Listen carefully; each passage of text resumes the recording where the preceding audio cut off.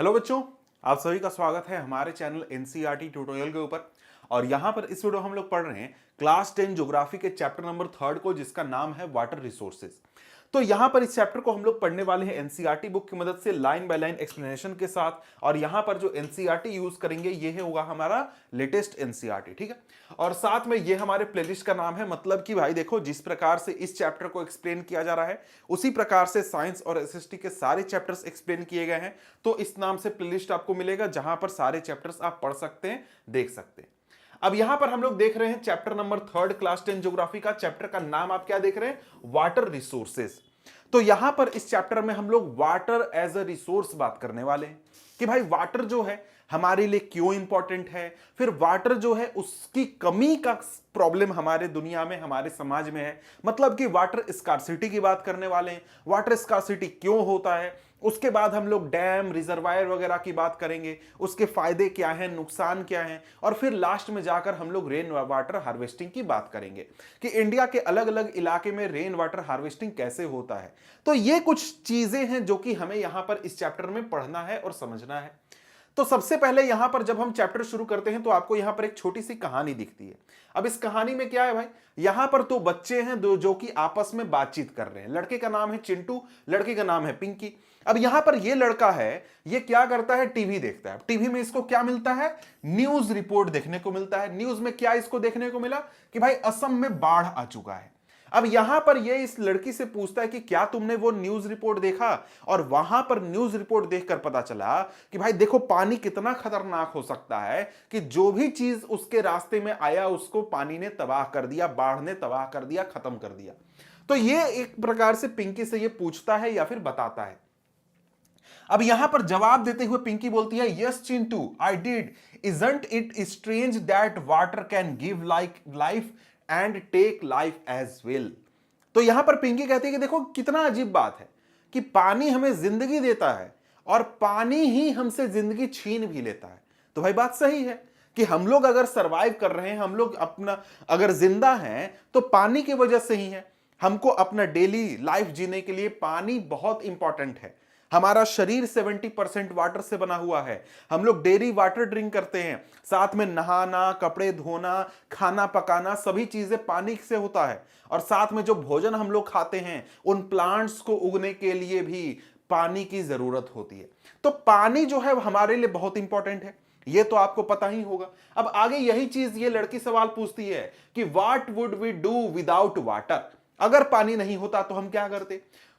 We need water to drink, cook, food, wash our clothes and wash ourselves as well। मतलब कि भैया हमको daily का सारा काम करने के लिए क्या चाहिए? वाटर चाहिए। साथ में पिंकी बताती है कि उसके फादर बता रहे थे कि फैक्ट्री में भी बहुत सारी काम करने के लिए उनको वाटर चाहिए होता है। मतलब क्या, हमारे लिए डेली लाइफ में केवल नहीं, हमारी जो फैक्ट्रियां चल रही हैं, जो इंडस्ट्रीज चल रहे हैं, वहां पर भी वाटर बहुत ज्यादा अमाउंट में रिक्वायर्ड होता है। इसके अलावा यहां पर यह कहती है कि क्या तुम्हें पता है कि मशीन्स को ठंडा करने में पानी यूज होता है। साथ में यहां पर जो पावर हमारे घर में आता है या फिर फैक्ट्रियों में आता है वो कहां से आता है? वो वाटर से आता है। मतलब कि जो यहां पर जो प्लांट्स लगाए जाते हैं, पावर प्लांट जो नदियों में लगाए जाते हैं, हाइड्रो इलेक्ट्रिक पावर प्लांट जो होता है वो कैसे क्रिएट होता है? नदियों के फ्लो से क्रिएट होता है। मतलब कि एक प्रकार से वाटर से क्रिएट होता है। इसके साथ ही जो कोल प्लांट होता है, कोल बेस्ड, जहां पर कोयला जलाकर इलेक्ट्रिसिटी जनरेट की जाती है, वहां पर भी बहुत बड़े अमाउंट में वाटर का रिक्वायरमेंट होता है। तो भाई सिंपल सी बात क्या है कि वाटर हमारे लिए बहुत ही इंपॉर्टेंट रिसोर्स है और उसके बिना हमारा सरवाइव करना बिल्कुल भी पॉसिबल नहीं है। यह बात आपने समझ लिया। अब यहां पर आगे बढ़े तो आगे क्या कहता है? आगे कहता है कि you already know that 3/4 of the earth surface is covered with water but only a small proportion of it accounts for the fresh water that can be put to use. यहां पर कहता है कि आप सभी को पता है कि जो वाटर है वो पूरा जो हमारा धरती है उसका 3/4 इलाका, 75% इलाका पानी से ढका हुआ है और बहुत बड़े अमाउंट में वाटर अवेलेबल है हमारे अर्थ पर। लेकिन उस पूरे वाटर का बहुत ही स्मॉल प्रोपोर्शन है जो कि हम अपने यूज में ले सकते हैं। यानी जो वाटर फ्रेश वाटर होता है उसको हम लोग यूज कर सकते हैं। तो भाई बाकी का पानी कहां चला गया? तो यहां पर ये जरा सा पाई चार्ट देखो, इसमें पूरी दुनिया में जितना भी पानी है वो दिखाया जा रहा है। इसमें 97% जो वाटर है वो कहां पर है, ओशियंस में, यानी जो सागर महासागर है वहां पर 97% वाटर अवेलेबल है। ठीक है, उसके बाद बाकी बचता है 3% वाटर, जो कि क्या है, एक प्रकार का फ्रेश वाटर है जिसको कि हम लोग ड्रिंक कर सकते हैं, यूज कर सकते हैं। तो भाई बात है कि ओशियन के पानी को हम लोग यूज नहीं कर सकते। क्यों नहीं कर सकते भाई? क्योंकि ओशियन का पानी सैलाइन होता है, उसमें बहुत सारे केमिकल्स मिनरल्स होते हैं, और खास करके बात करें तो सॉल्ट होता है, जिसकी वजह से हम उसको ड्रिंक नहीं कर सकते, डेली अपने यूजेस में उसको नहीं ले सकते हैं। तो हम लोग फ्रेश वाटर को ले सकते हैं, फ्रेश वाटर कंज्यूम कर सकते हैं, लेकिन फ्रेश वाटर में भी जितना वाटर है उसका करीब 70% जो फ्रेश वाटर है वो कहां पर है, पोलर आइस के रूप में है। मतलब कि जो अंटार्कटिका है, नॉर्थ पोल, साउथ पोल पर जो बर्फ जमी हुई है उस रूप में है, या फिर जो ग्लेशियर्स हैं हमारे हिमालय में या फिर और भी दुनिया में कहीं पर, तो वहां पर ये हमारा वाटर जमा हुआ है। बाकी जो पूरी दुनिया का 1% या फिर उससे भी कम वाटर है जो कि नदियों में प्रेजेंट है या फिर लेक में है, ग्राउंड वाटर में है, जिसमें हम लोग कुएं खोदकर या फिर ट्यूबवेल डालकर पानी निकालते हैं, वो हम लोग कंज्यूम कर सकते हैं।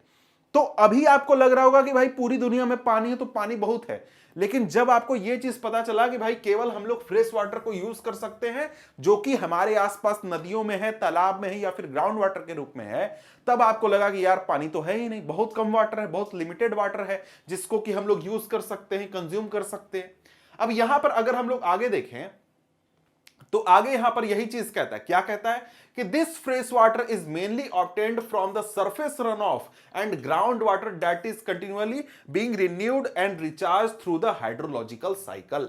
अब यहां पर कहता है कि देखो, यहां पर जो हमारा फ्रेश वाटर है जो कि हम लोग यूज करते हैं, कंज्यूम करते हैं, वो कहां से मिलता है? सबसे पहला तो सरफेस रन ऑफ से मिलता है। मतलब कि यहां पर बात हो रही है कि जो नदियों में पानी बहता है या फिर आपके आसपास बारिश के बाद जो छोटी छोटी धाराएं होती हैं, स्ट्रीम्स होते हैं जो फ्लो करके कहीं तालाब में पानी जमा हो गया या फिर कहीं डैम में पानी जमा हो गया, तो उसको हम लोग कंज्यूम करते हैं। या फिर जो हमारा ग्राउंड वाटर के रूप में पानी अवेलेबल है, यानी कि कुएं खोदकर पानी निकाल लिया या फिर हैंडपंप लगाकर पानी निकाल लिया, ट्यूबवेल डालकर पानी निकाल लिया, तो उस रूप से जो पानी मिलता है उसको हम लोग कंज्यूम करते हैं।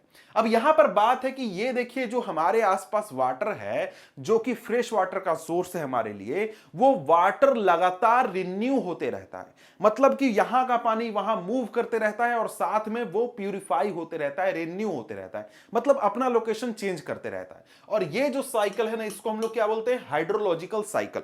अब ये हाइड्रोलॉजिकल साइकिल आपके लिए देखना जरूरी है।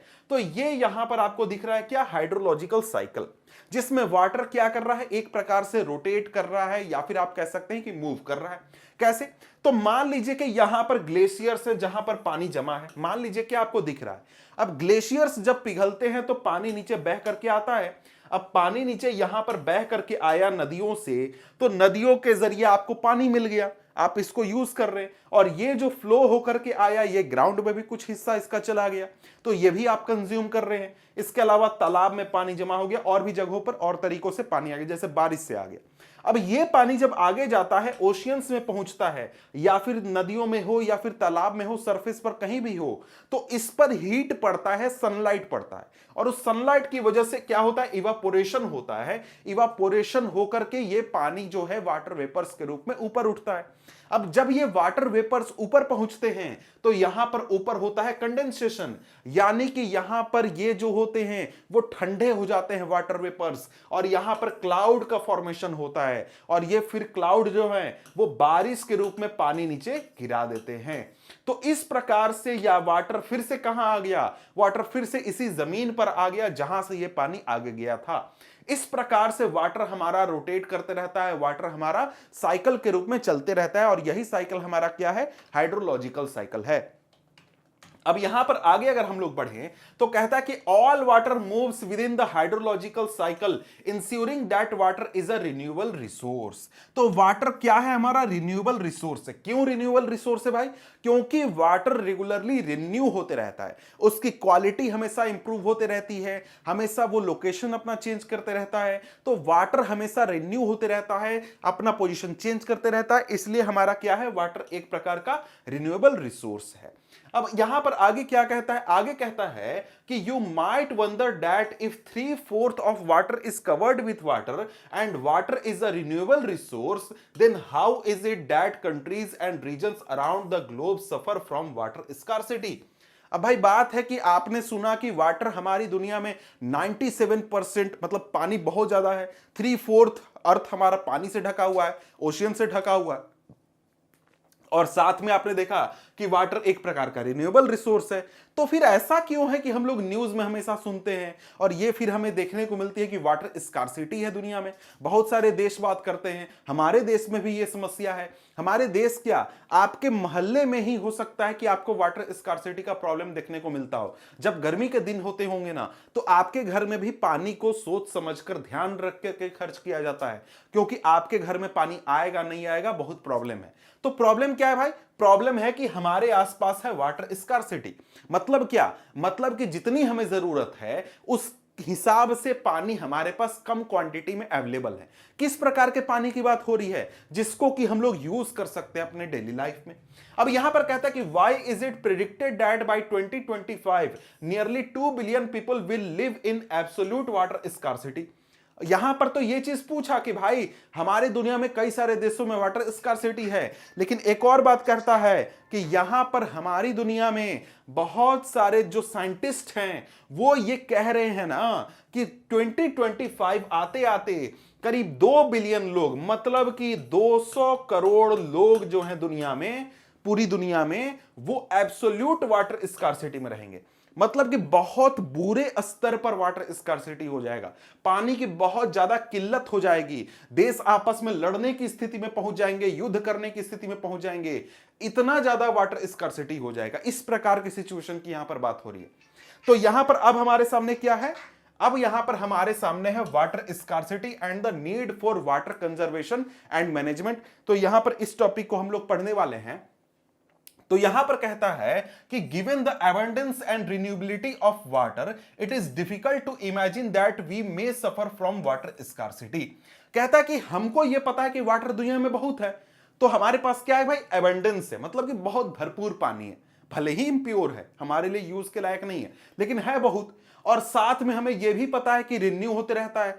तो हमारे लिए यह सोचना बहुत ही मुश्किल है कि हमारे आसपास वाटर स्कार्सिटी हो सकता है। हम लोग हमेशा नदियां देखते हैं, ओशियन देखते हैं, तो लगता है कि पानी की कमी कहां से हो सकता है, ऐसा हम लोग फील कर सकते हैं। और यहां पर कहता है कि the moment we speak of water shortages we immediately associate it with regions having low rainfall or those that are drought prone।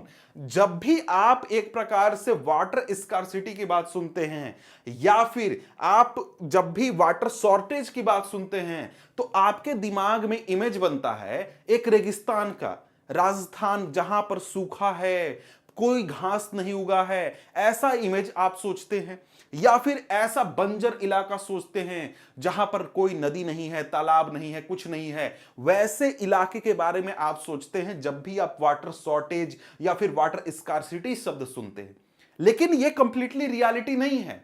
आप जो शहर देख रहे हैं, जो दिल्ली शहर है, मुंबई शहर है, या फिर लखनऊ है, कोई भी शहर है ना, उन शहरों में भी वाटर स्कार्सिटी होती है।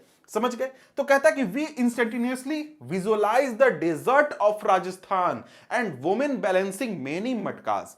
मतलब कि देखो, जो राजस्थान है, जो थार रेगिस्तान का इलाका, पूरा राजस्थान की बात नहीं हो रही है, जो थार रेगिस्तान का इलाका है, वहां पर रियलिटी में पानी की कमी है। तो हम जो है उसी इमेज को सोचते हैं कि भाई उसी जगह की बात हो रही है, वहां पर जो महिलाएं हैं वो मटके लेकर के जा रही हैं, बहुत दूर से पानी लेकर के आ रही हैं, ऐसा इमेज हम लोग यहां पर सोचते हैं। ठीक है, used for collecting and storing water and traveling long distances to get water। True, the availability of water resources varies from space and time, mainly due to the variation in seasonal and annual precipitation।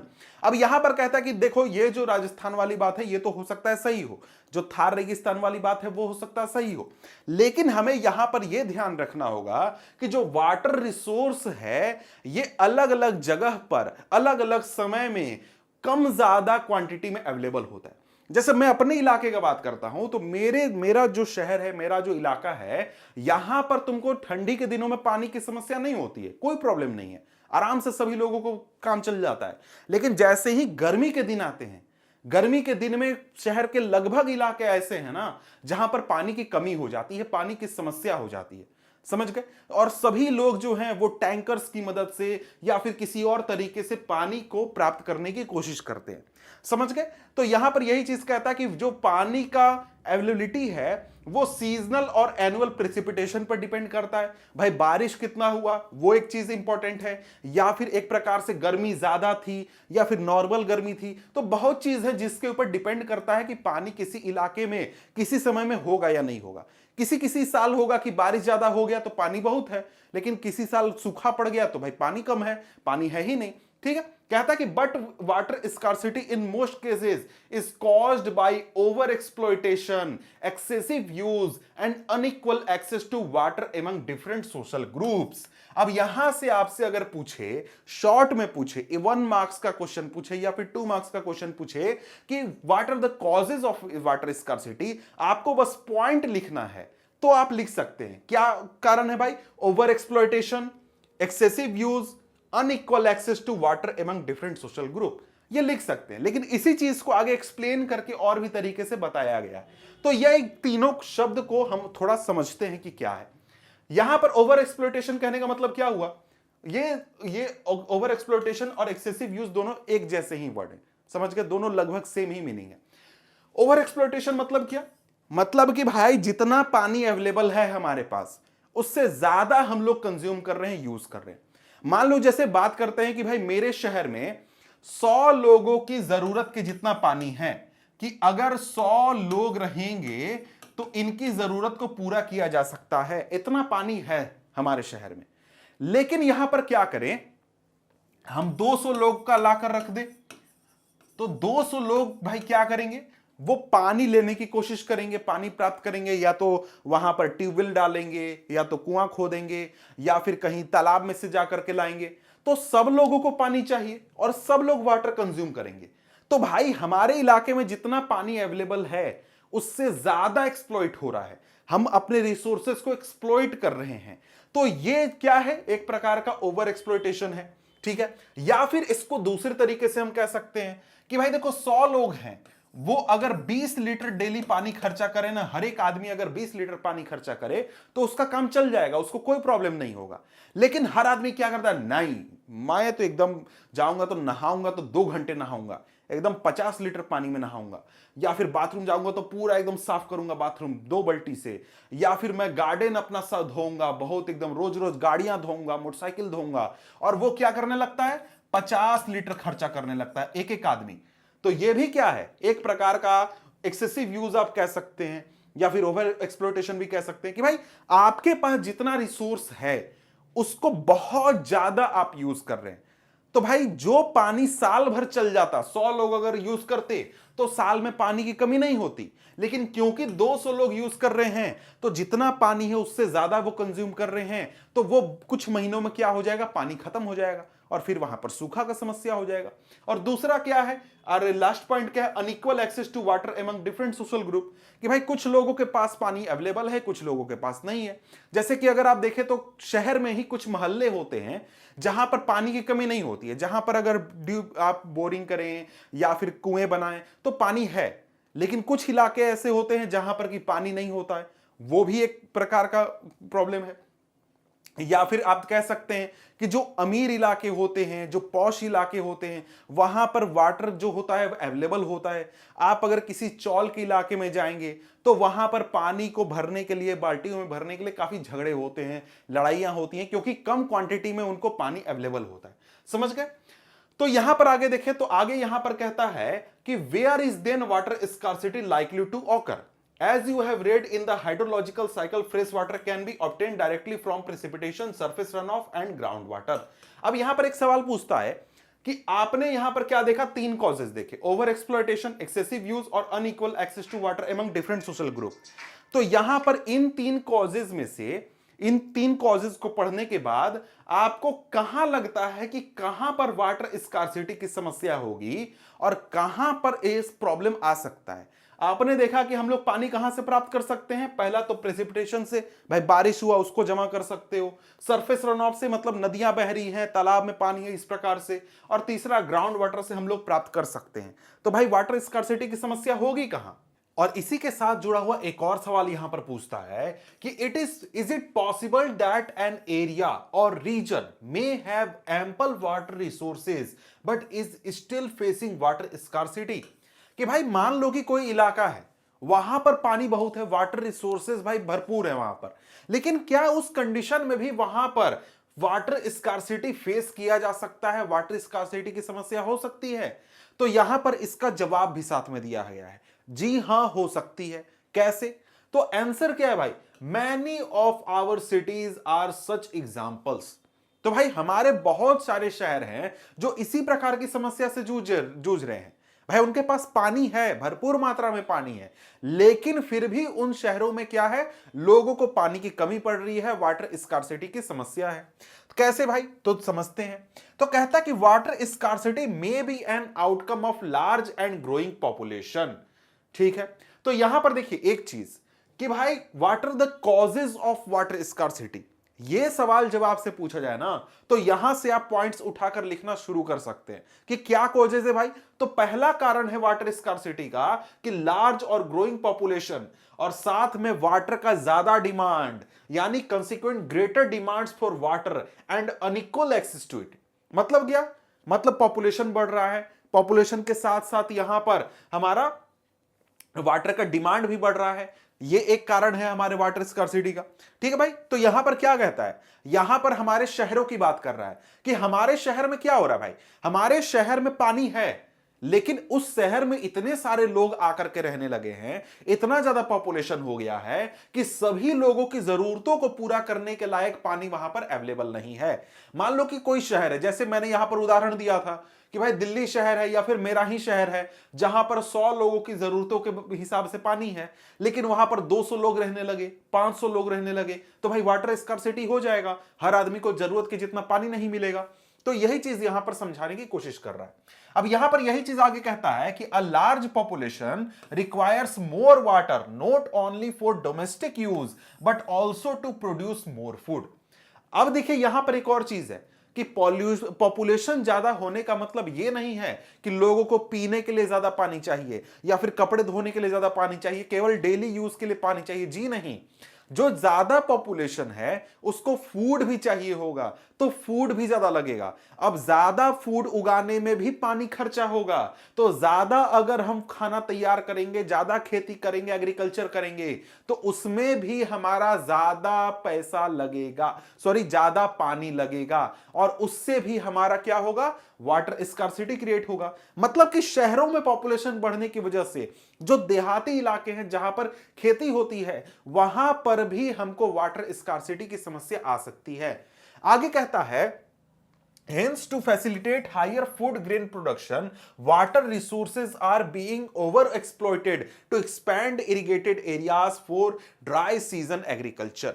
अब यहां पर कहता है कि क्योंकि देखो हमारे देश में, हमारे शहरों में पॉपुलेशन बढ़ रहा है। अब देखिए केवल पॉपुलेशन हमारे शहर में नहीं बढ़ रहा है, गांवों में भी बढ़ रहा है, पूरे देश में बढ़ रहा है। तो पूरे देश में जितने रिसोर्सेज हैं उसके हिसाब से यहां पर बात हो रहा है कि देखो भाई पॉपुलेशन बढ़ रहा है, अब पॉपुलेशन बढ़ रहा है तो भाई उनको खाना चाहिए। अब उनको खाना खिलाने के लिए यहां पर जो किसान हैं वो क्या कर रहे हैं, इरिगेशन का यूज कर रहे हैं, ग्राउंड वाटर का यूज कर रहे हैं या फिर नहरों का यूज कर रहे हैं, मतलब कि फ्रेश वाटर का यूज कर रहे हैं ताकि खेतों में पानी पहुंचाया जा सके, ताकि ज्यादा से ज्यादा एग्रीकल्चर किया जा सके। और इस ज्यादा एग्रीकल्चर की वजह से, मतलब ज्यादा प्रोडक्शन बढ़ाने की वजह से हमारा जो खेत है, खेत का इलाका है, जो गांव है, वो क्या हो रहे हैं, ओवर एक्सप्लॉइट हो रहे हैं। वहां पर जितना वाटर अवेलेबल है उसको भरपूर एकदम चूस करके निकाला जा रहा है कि जितना निकाल सको पानी उतना निकालो और क्या करो, खेती करो, ज्यादा प्रोडक्शन बढ़ाओ।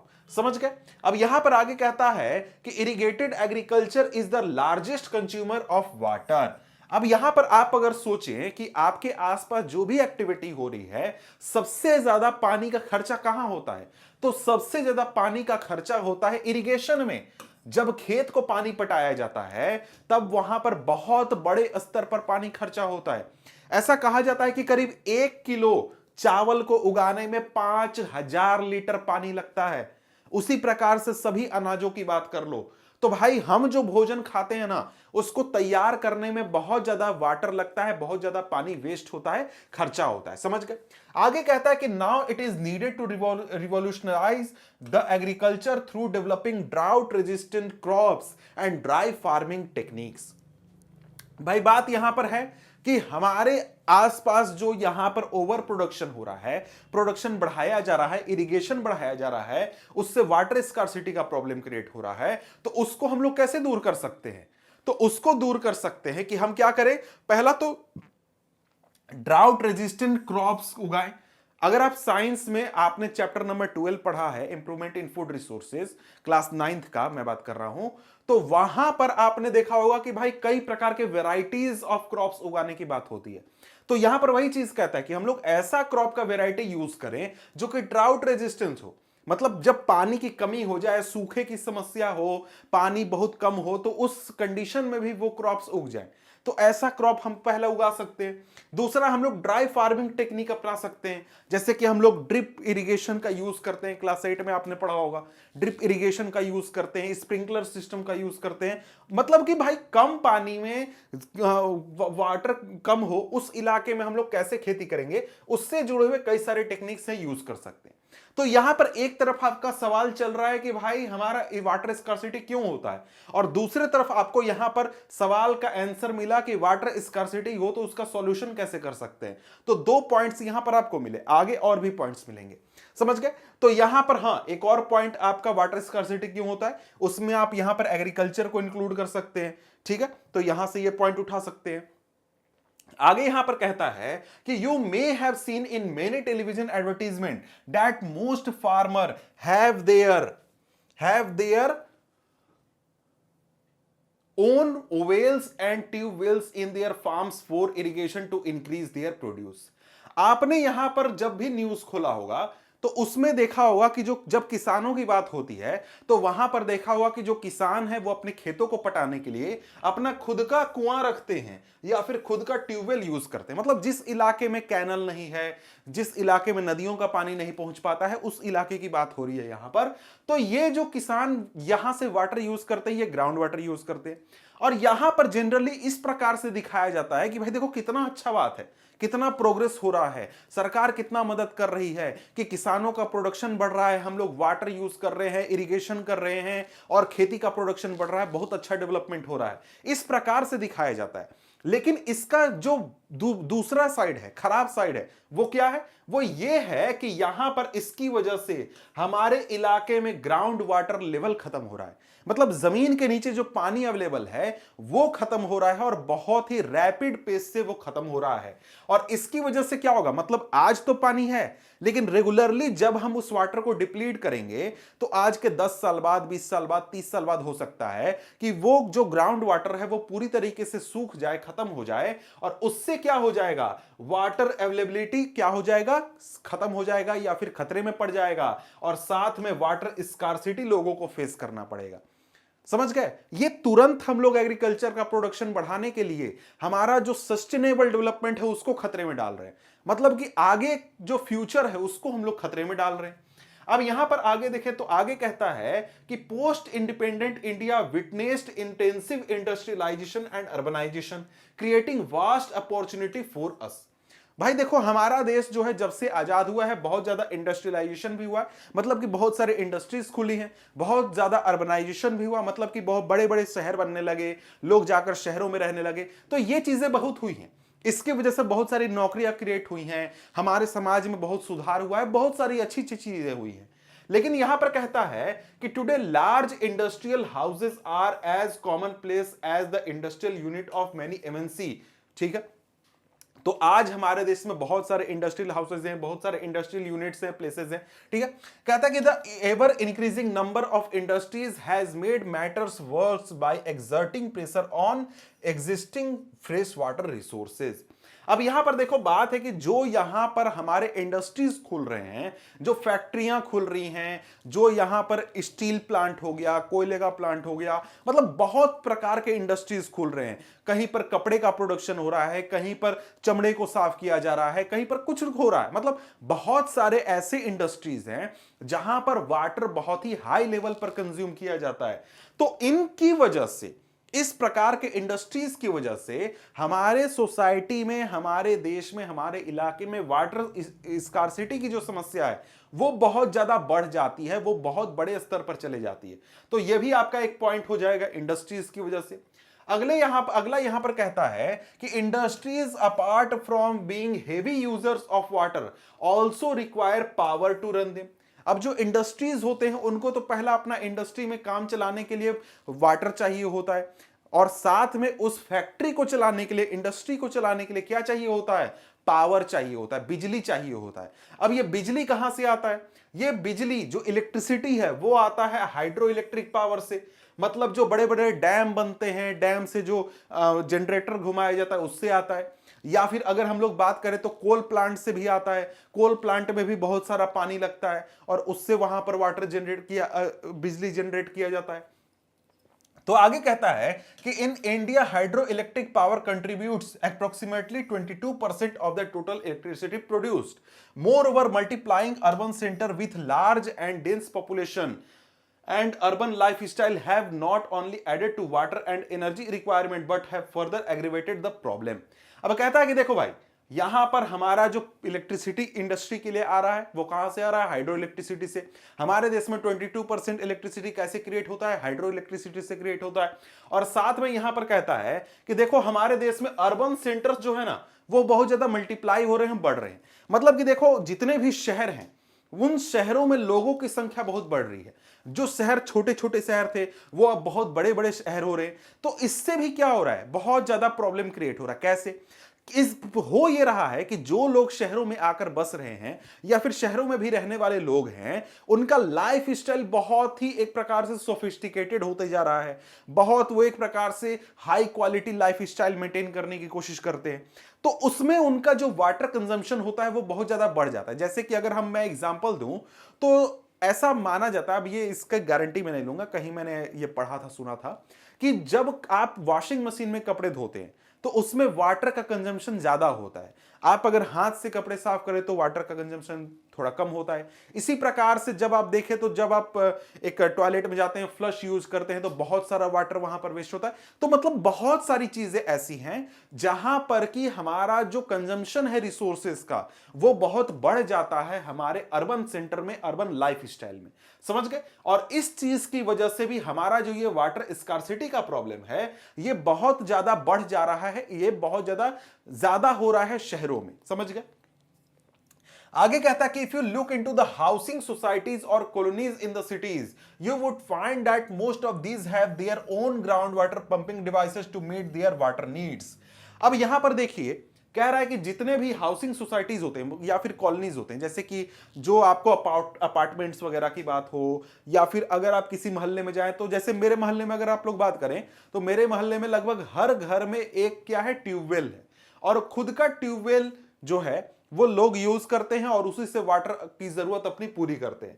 तो यही चीज बोलता है कि इसी प्रकार से जो हाउसिंग सोसाइटीज हैं या फिर जो अपार्टमेंट बिल्डिंग्स है वहां पर वाटर नीड्स को पूरा किया जाता है ग्राउंड वाटर का यूज करके।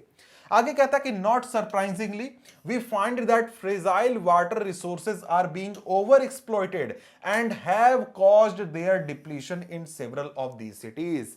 अब इस चीज की वजह से, इस प्रकार के एक्टिविटीज की वजह से शहरों में जो इस प्रकार से वाटर, ग्राउंड वाटर यूज होता है, इससे हमारा क्या हो रहा है? वाटर रिसोर्स का ओवर एक्सप्लॉइटेशन हो रहा है और उससे बहुत सारे शहरों में जो ग्राउंड वाटर है उसका डिप्लीशन हो रहा है। मतलब ग्राउंड वाटर का लेवल नीचे जा रहा है। मतलब जैसे अगर मैं बताऊं, अगर देखो 20 फीट पर पानी मिल जाता है, 20 फीट का मैं ट्यूबवेल डालूं तो 20 फीट पर जमीन के नीचे पानी मिल जाता है, लेकिन अगर हम उसको ओवर एक्सप्लॉइट कर दें तो 20 फीट पर नहीं मिलेगा, फिर 30 फीट का हमें पाइप लगाना पड़ेगा, 30 फीट पर हमें पानी मिलेगा और वो धीरे धीरे धीरे क्या हो जाएगा, पूरा सूख जाएगा, खत्म हो जाएगा।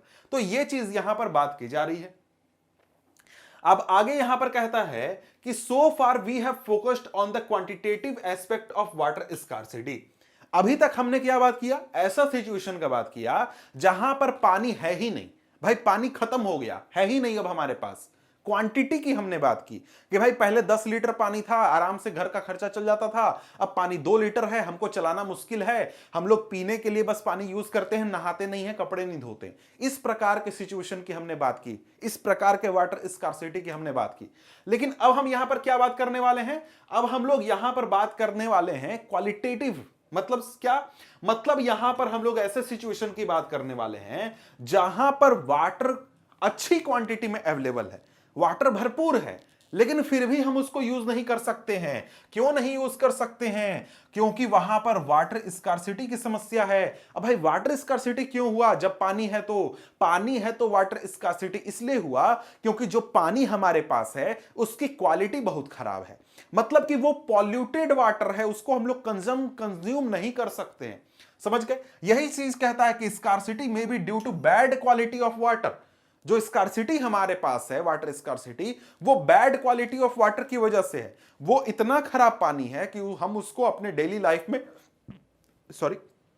यूज नहीं कर सकते।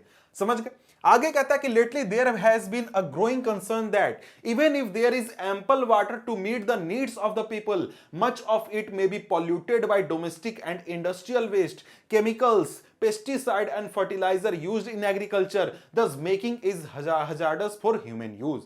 अब यहां पर देखिए, आज के समय में जो लोग हैं उनको यह चिंता सता रहा है कि भाई देखो पानी हो सकता है खत्म ना हो, पानी हो हमारे आसपास, लेकिन वो पानी इतना पॉल्यूटेड हो कि हम उसको यूज नहीं कर सकते हैं, और यूज नहीं कर सकते हैं तो हमारे पास पानी की कमी हो गई, और पानी की कमी को हम लोग वाटर स्कार्सिटी कहते हैं। तो ये वाटर स्कार्सिटी क्यों हुआ, ये वाटर स्कार्सिटी इसलिए हुआ क्योंकि हमारे घर से जो नालियां निकलती हैं वो नालियां जाती हैं सीधे जाकर के नाली में, नदी में मिल जाती हैं।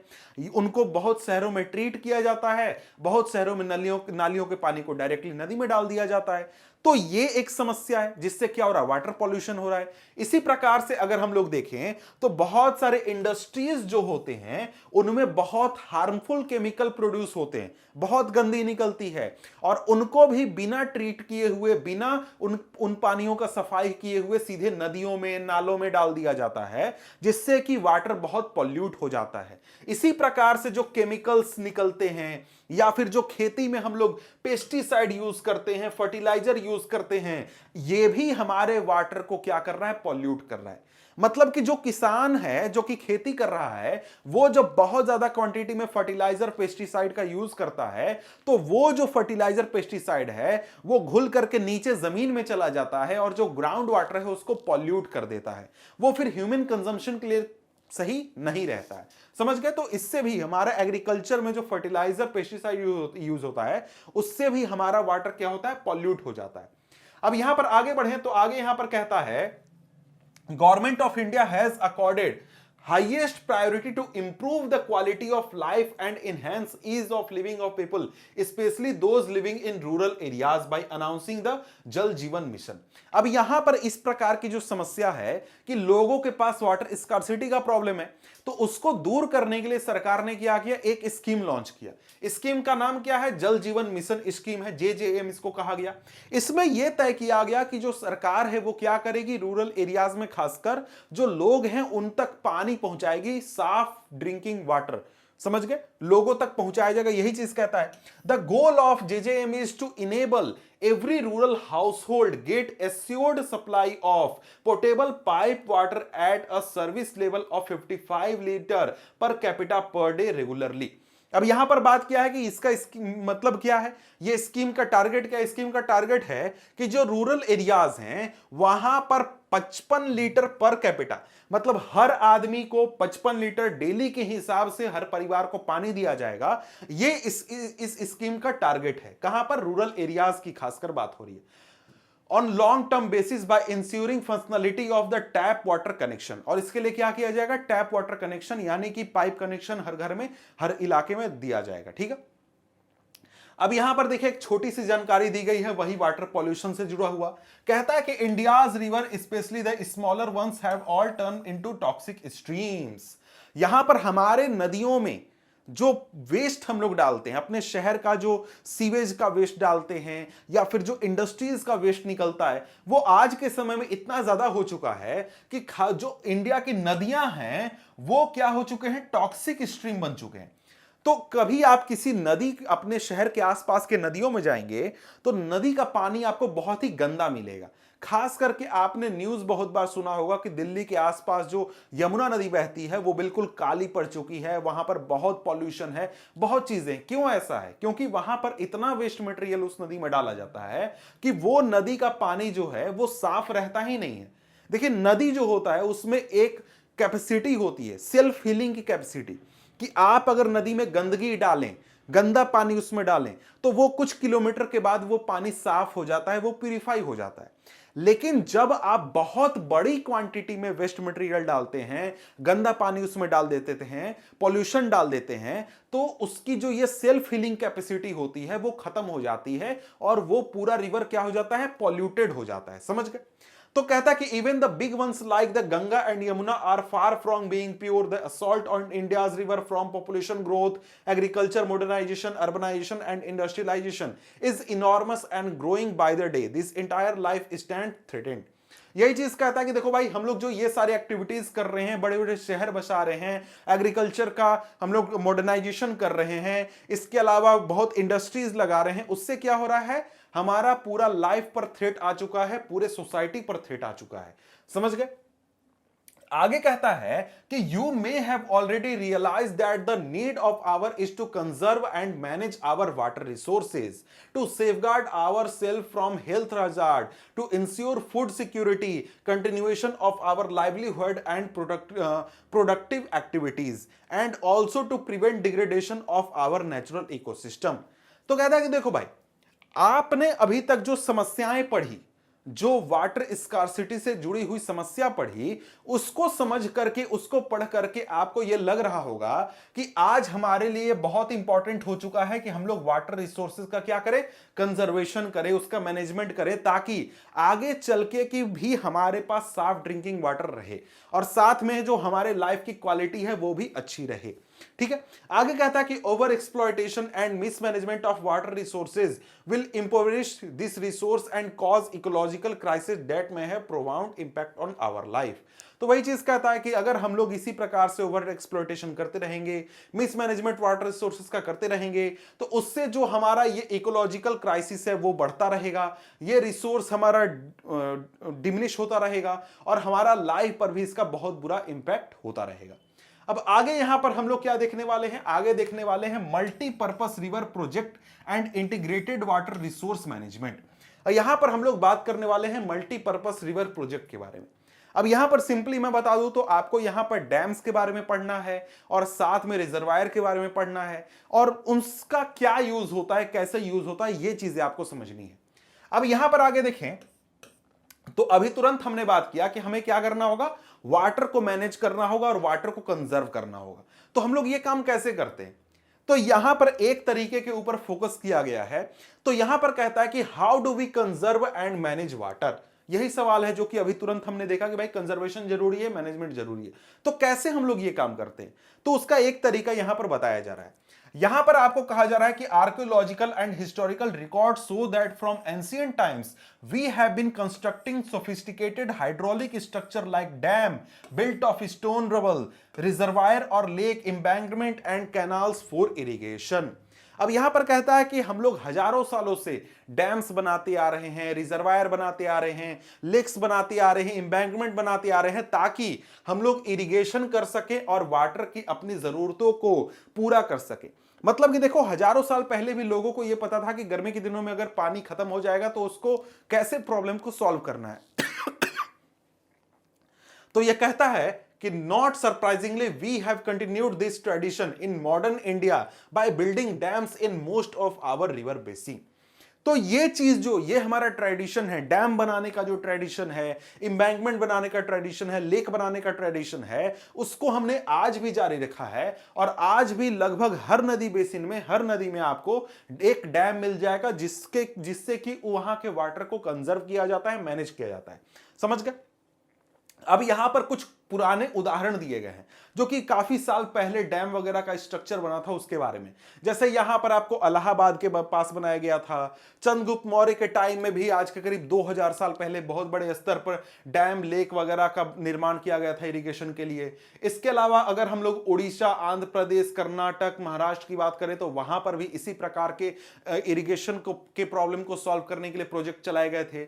इसके अलावा बात करें तो भोपाल लेक जो कि 11वीं सेंचुरी में बना था, जो अपने समय का one of the largest artificial lake था। इसके बाद यहां पर इल्तुतमिश द्वारा दिल्ली में हौज खास के पास एक टैंक का निर्माण कराया गया था। तो ये कुछ उदाहरण है जो कि पुराने समय में प्रोजेक्ट वगैरह बनाए गए थे, चलाए गए थे।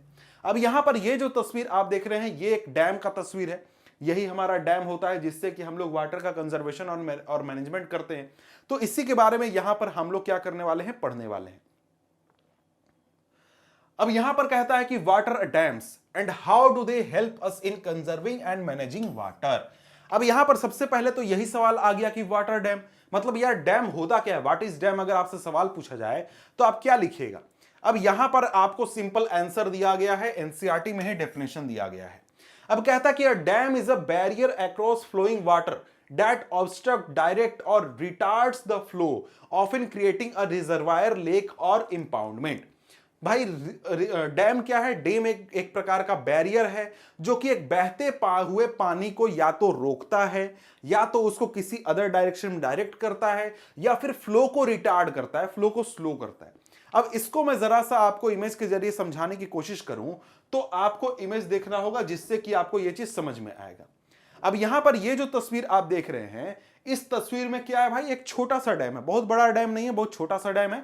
मैंने इसलिए क्योंकि आपको ये पूरा नदी का चौड़ाई दिख जाए। अब ये जो नदी है, ये नदी सिंपली अपने डायरेक्शन में अपना फ्लो में फ्लो कर रही थी इस प्रकार से। लेकिन यहां पर बीच में डैम क्रिएट किया गया। क्या किया गया? एक प्रकार का बैरियर लगा दिया गया। इस प्रकार से ऐसा बैरियर लगाया गया। अब बैरियर लगा करके इस वाटर को क्या कर दिया गया? रोक दिया गया।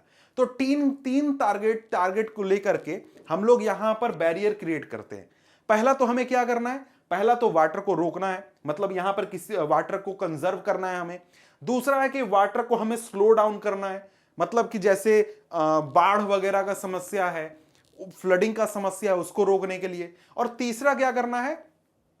तीसरा यहां पर कि हमें कोई नहर बनाना है, वाटर को डायरेक्ट करना है, तो उसके लिए भी हम लोग यहां पर क्या करते हैं? डैम क्रिएट करते हैं।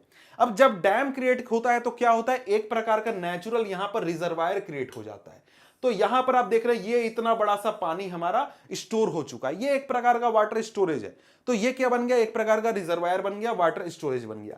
अगर ये डैम यहां पर नहीं होता तो इतना चौड़ा ये नदी नहीं होता, ये सिंपली ऐसे इतना पतला सा नदी होता और ये आगे फ्लो करके निकल जाता। लेकिन यहां पर डैम बना करके क्या किया गया? एक प्रकार का आर्टिफिशियल रिजर्वायर या फिर आर्टिफिशियल लेक क्रिएट किया गया जहां पर वाटर स्टोर किया गया। क्यों स्टोर किया गया? जब गर्मी का दिन आए तो हमको यहां पर पानी का समस्या ना हो, या फिर गर्मी के दिनों में इरिगेशन के लिए पानी पहुंचाया जा सके, या फिर कोई नहर बना करके किसी इलाके में पानी की कमी है तो वहां पर उस पानी की कमी को दूर किया जा सके। ये कई सारे रीजन होते हैं जिसकी वजह से डैम वगैरह बनाए जाते हैं। अब यहां पर अगर हम लोग आगे बढ़ें तो आगे क्या कहता है? आगे कहता है कि dams were traditionally built to impound river and rain water that could be used later to irrigate agricultural fields. अब कहता है कि पहले के जमाने में क्या होता था, हम लोग जनरली वाटर को स्टोर करने के लिए यूज करते थे, मतलब डैम बनाते थे वाटर को स्टोर करने के लिए। वाटर क्यों स्टोर करना है? क्योंकि हमें एग्रीकल्चर में वाटर चाहिए, गर्मी के दिनों में पानी चाहिए, तो अपने पानी की जरूरतों को पूरा करने के लिए हम लोग क्या करते थे? डैम बनाते थे, वाटर का रिजर्वायर बनाते थे, स्टोरेज बनाते थे। ठीक है। लेकिन आज के समय में जो डैम है वो सिर्फ इरिगेशन के लिए नहीं बनाए जाते हैं, बल्कि इलेक्ट्रिसिटी जनरेशन के लिए बनाए जाते हैं, डोमेस्टिक यूज के लिए वाटर सप्लाई करने के लिए बनाए जाते हैं, इंडस्ट्रियल यूजेस के लिए बनाए जाते हैं, साथ में flood control, recreation, inland navigation और फिश ब्रीडिंग, कई सारे यूज हैं जो कि आज हम लोग डैम्स की मदद से करते हैं। मतलब डैम बनाने की वजह से जो रिजर्वायर क्रिएट होता है, उसमें जो वाटर स्टोर्ड होता है, उसको कई पर्पस के लिए हम लोग यूज करते हैं। अब यहां पर कहता है कि hence dams are now referred to as multipurpose project where the many uses of the impounded water are integrated with the one another. अब कहता है कि देखो भाई, इसीलिए हम लोग यहां पर जो डैम्स बने हैं, इनको अब हम मल्टीपर्पज प्रोजेक्ट कहते हैं, क्योंकि यहां पर हम लोग डैम जब बनाते हैं तो हमारे कई सारे टारगेट एक साथ पूरे हो जाते हैं। हम लोग फ्लड कंट्रोल कर सकते हैं, हम लोग यहां पर इनलैंड नेविगेशन कर सकते हैं, फिश ब्रीडिंग कर सकते हैं, डोमेस्टिक और इंडस्ट्रियल यूज कर सकते हैं, मतलब शहरों में पानी की जरूरत को पूरा कर सकते हैं, गांव में कर सकते हैं, इंडस्ट्री में पानी चाहिए वहां पानी पहुंचा सकते हैं, इलेक्ट्रिसिटी जनरेट कर सकते हैं, एग्रीकल्चर में भी पानी दे सकते हैं, तो कई सारे यूजेस कर सकते हैं।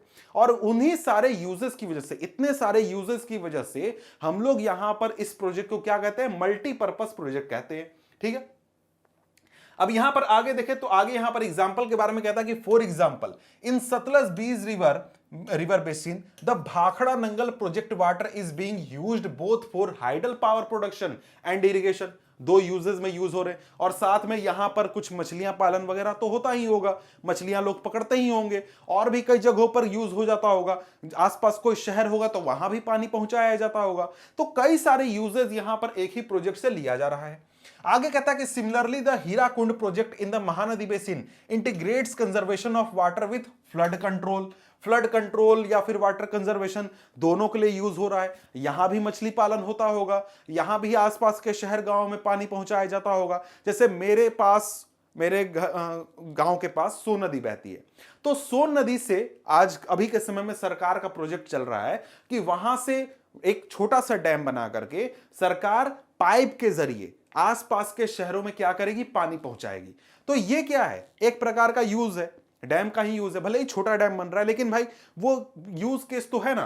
ठीक है, आगे यहां पर देखें तो आगे यहां पर कहता है कि multipurpose projects launched after independence with their integrated water resource management approach were thought of as the vehicle that would lead the nation to development and progress। तो कहता है कि जो मल्टीपर्पज प्रोजेक्ट देश के आजाद होने के बाद बनाए गए, वो एक प्रकार से इसी टारगेट को ध्यान में रख करके बनाए गए कि भाई हम लोग क्या करेंगे, वाटर रिसोर्स मैनेजमेंट करेंगे और वहां पर कई सारी चीजों को एक साथ करेंगे, मतलब इरिगेशन भी करेंगे, इलेक्ट्रिसिटी भी जनरेट करेंगे, वहां पर और भी जो यूज केसेस है सारी चीजें वहां पर की जाएगी। आगे कहता है, और हां साथ में कहता है कि इसकी वजह से क्या होगा, देश का डेवलपमेंट भी होगा, बहुत ज्यादा प्रोग्रेस भी होगा। आगे कहता है कि overcoming the handicap of its colonial past, मतलब कि जो हमारा देश जब गुलाम था उस समय जो हमारे देश को समस्याएं थी, उन समस्याओं को खत्म करते हुए हमारे देश में क्या होगा, डेवलपमेंट होगा, हमारे देश में प्रोग्रेस होगा। वो किसकी वजह से होगा, हमारे डैम्स की वजह से, यानी कि मल्टीपर्पज प्रोजेक्ट की वजह से होगा। आगे कहता है कि Jawaharlal Nehru proudly proclaimed the dams as the temple of modern India. अब ये भाई बहुत बेसिक क्वेश्चन है, कई बार पूछा गया है, आगे भी पूछा जा सकता है, ध्यान में रहे कि किसने टेंपल्स ऑफ मॉडर्न इंडिया कहा था डैम्स को। ठीक है, तो यहां पर आगे बढ़े तो आगे कहता है कि the reason being that it would integrate development of agriculture and the village economy with rapid industrialisation and growth of the urban economy. अब यही बात है कि ऐसा क्यों कहा था जवाहरलाल नेहरू ने, ऐसा क्यों कहा था, टेंपल्स ऑफ मॉडर्न इंडिया क्यों कहा था डैम को, क्योंकि ऐसा मानना था या फिर ये टारगेट था, ये सोचना था कि जब हम लोग डैम क्रिएट करेंगे तो उससे हमारा एग्रीकल्चर का डेवलपमेंट होगा, एग्रीकल्चर का डेवलपमेंट होगा तो गांवों का डेवलपमेंट होगा, विलेज इकोनॉमी का डेवलपमेंट होगा, और साथ में डैम्स की मदद से इंडस्ट्रियलाइजेशन भी होगा, इंडस्ट्रीज में वाटर पहुंचाया जाएगा तो इंडस्ट्रीज ग्रो करेंगे, साथ में हमारा अर्बन इकोनॉमी, शहर भी ग्रो करेंगे, इलेक्ट्रिसिटी जनरेट होगा, शहरों में पानी पहुंचाया जाएगा, मतलब सभी प्रकार से हमारे डेवलपमेंट में यहां पर वाटर हमारा यूज हो सकता है और यहां पर डैम हमारा यूज हो सकता है। तो हमारे ग्रोथ के लिए, हमारे प्रोग्रेस के लिए जो डैम है वो बहुत इंपॉर्टेंट हो जाता है। इसलिए कहा यहां पर जवाहरलाल नेहरू ने टेंपल्स ऑफ मॉडर्न इंडिया कहा था डैम्स के बारे में। ठीक है, तो यहां पर अगर हम लोग देखें तो यहां पर अब आगे बढ़ते हैं, तो आगे यहां पर क्या कहता है, एक छोटा सा पोएम है, इसको आप चाहें तो पढ़ सकते हैं। आगे क्या कहता है कि in recent years multipurpose project are and large dams have come under great scrutiny and opposition for a variety of reasons. अब देखिए यहां पर क्वेश्चन की बात आ जाती है, तो यहां पर एक क्वेश्चन आपका पूछा जाएगा, वो होगा डिमेरिट्स। डिमेरिट्स ऑफ डैम, या फिर मल्टीपर्पज प्रोजेक्ट, या फिर लिमिटेशन बोल सकते हैं, या फिर आपसे पूछा जाएगा why there is opposition to the projects multipurpose project. तो ये आप यहां से अभी जो मैं बताऊंगा लिखूंगा और लिखिएगा, और साथ में यहां से आपको क्वेश्चन पूछा जाएगा कि डैम्स के मेरिट्स क्या हैं, डैम के फायदे क्या हैं। तो यहां से आप क्या लिखिएगा, मेरिट लिखिएगा। फायदे में आप क्या लिखेगा, flood control, domestic use, industrial use, inland navigation, fish breeding, ये सारी बातें आप लिख सकते हैं। तो यहां पर अगर मैं आगे बढ़ूं तो आगे यहां पर क्या कहता है कि regulating and damming of reverse affect there natural flow causing poor sediment flow and excessive sedimentation at the bottom of the reservoir. अब यहां पर बात है कि देखो भाई, जब हम लोग रिवर्स को रेगुलेट करते हैं या फिर रिवर पर डैम बना देते हैं, तो उसकी वजह से जो नदी का नेचुरल फ्लो है वो अफेक्ट होता है। मतलब है नदी अपना फ्लो में स्पीड में बह रहा है, लेकिन हमने जाके बैरियर लगा दिया, हमने एक प्रकार का क्या बना दिया, डैम बना दिया। तो नदी का जो फ्लो है, स्पीड है, वो अचानक से हमने रोक दिया। उसकी वजह से क्या होता है कि जो नदी अपने साथ सेडिमेंट्स लेकर के आती है, वो सेडिमेंट्स फ्लो एक प्रकार से डिस्टर्ब हो जाता है और डैम के बॉटम में सेडिमेंटेशन होने लगता है। मतलब कि देखो नदी ऐसे फ्लो कर रहा है, रिवर ऐसे फ्लो कर रहा है, हमने यहां पर डैम लगा दिया, यहां पर डैम हमने बना दिया। अब नदी में जो यहां पर पार्टिकल्स आ रहे हैं, छोटे छोटे पार्टिकल्स आ रहे हैं, सेडिमेंट्स आ रहे हैं, वो आकर के यहीं पर न रुक जाएंगे और यहां पर आकर के जमा होने लगेंगे और काफी सालों बाद ये पूरा इलाका सेडिमेंट से भर जाएगा। लेकिन इसके आगे का जो इलाका है वहां पर नदी में कोई सेडिमेंट नहीं होगा और यहां पर आगे का जो हमारा इलाका होगा वो एक प्रकार से नदी से होने वाले फायदे से वंचित रह जाएगा। नदी से फायदा क्या होता है, नदी जो होती है वो अपने साथ सिल्ट लेकर के आती है, गाद लेकर के आती है और बहुत सारे सेडिमेंट लेकर के आती है जो कि मिट्टी को उर्वरक बनाते हैं, समझ गए, सॉइल को फर्टाइल बनाते हैं। जब यहां पर हम लोग ने डैम बना दिया तो डैम बनाने की वजह से ये सेडिमेंट्स आगे की ओर नहीं जाने पाए, तो ये क्या हो गया, एक प्रकार से नदी का जो फायदा है वो आगे के हिस्से को नहीं मिलने पा रहा है और यहां पर सारे सेडिमेंट्स डैम पर आकर के जमा हो जा रहे हैं, समझ गए। तो इसके बाद अगर हम लोग आगे बढ़े तो आगे कहता है resulting in rockier stream beds and poor habitat for river aquatic life. मतलब क्या, मतलब आगे के जो हिस्से हैं जहां पर डैम बनाया उसके आगे का जो हिस्सा है वहां पर एक्वेटिक लाइफ भी एक प्रकार से बहुत उससे इंपैक्ट होता है। क्यों, क्योंकि वहां पर आपको रॉकियर स्ट्रीम होते हैं, मतलब कि जो स्ट्रीम फ्लो कर रहा है उसमें कोई सेडिमेंट नहीं है, कोई पार्टिकल नहीं है, कोई पीछे का मिनरल नहीं है, वो एक प्रकार से क्या है, मतलब क्लियर वाटर है। क्लियर कहो कि भाई जितने सेडिमेंट है वो रुक गए, अब केवल पानी फ्लो कर रहा है, समझ गए इस प्रकार से। अब यहां पर आगे एक और चीज है कि जो डैम्स हैं, dams also fragment river making it difficult for aquatic fauna to migrate specially for spawning. अब यहां पर देखिए जब हम लोग डैम बना देते हैं तो एक प्रकार से नदी को कई हिस्सों में हम लोग काट देते हैं। जैसे ये रिवर हमारा फ्लो कर रहा है, अब रिवर को फ्लो करके हमने यहां पर डैम बना दिया।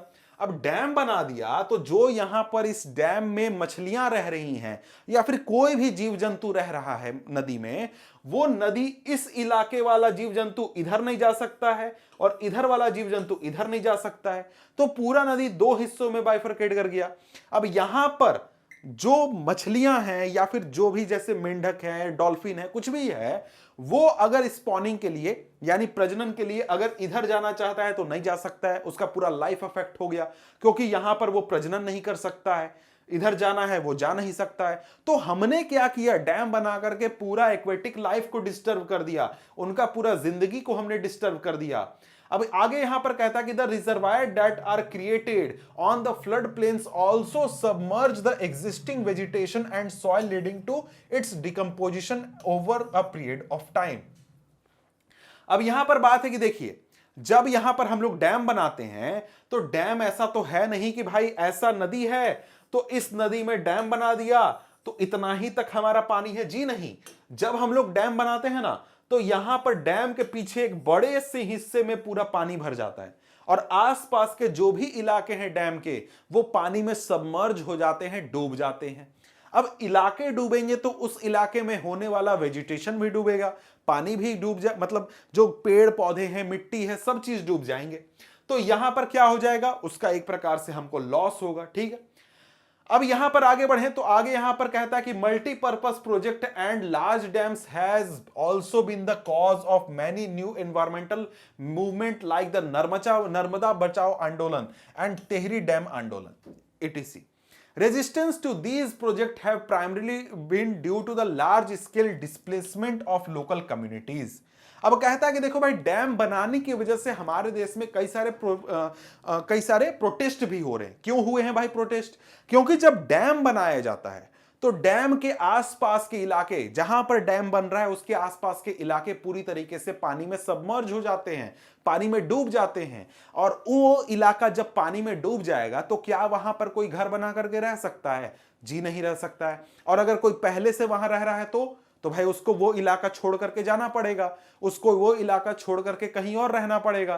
तो भाई वो आदमी जो वहां हजारों सालों से, सैकड़ों सालों से जिसका परिवार रह रहा है, उसको अचानक से वो घर छोड़ना पड़ेगा, तो क्या वो खुश होगा?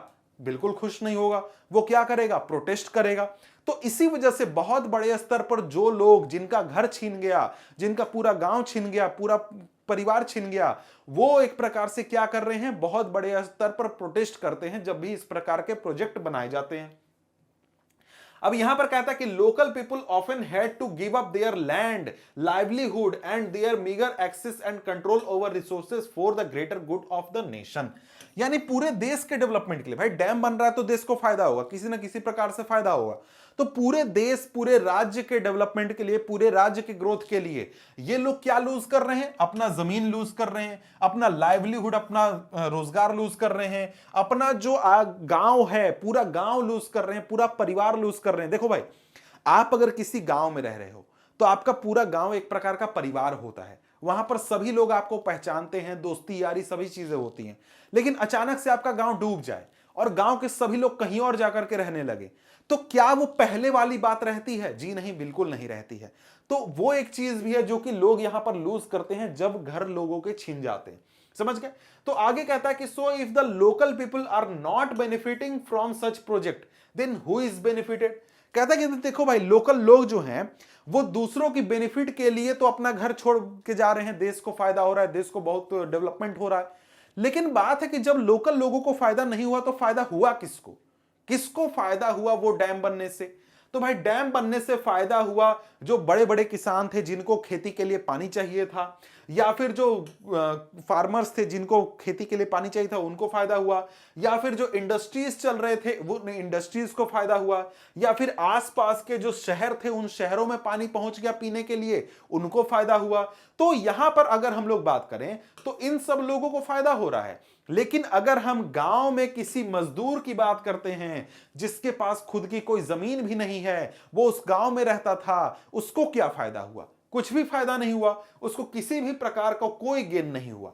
इसीलिए लोग यहां पर क्या करते हैं? प्रोटेस्ट करते हैं। ठीक है, अब यहां पर आपको कुछ बातें बताई गई हैं नर्मदा बचाओ आंदोलन के बारे में। नर्मदा बचाओ आंदोलन, जिसको कि सेव नर्मदा मूवमेंट अंग्रेजी में कहा जाता है, ये एक प्रकार का एनजीओ था, मतलब नॉन गवर्नमेंटल ऑर्गेनाइजेशन, एनजीओ था, जो कि लोगों के लिए बात कर रहा था, लोगों के डिमांड्स को सामने रख रहा था। जैसे कि वहां पर जो ट्राइबल लोग रहते थे, फार्मर्स रहते थे, एनवायरमेंटलिस्ट रहते थे, ह्यूमन राइट एक्टिविस्ट रहते थे, उनकी बात यहां पर रख रहा था। उन सबका एक प्रकार से संगठन था। यहां पर शुरुआत में यह बात करने के लिए यहां पर यह ऑर्गेनाइजेशन बना था कि देखो भाई, डैम बनेगा तो एनवायरमेंट को नुकसान होगा, बहुत ज्यादा नुकसान होगा, यह मेन फोकस था इन लोगों का।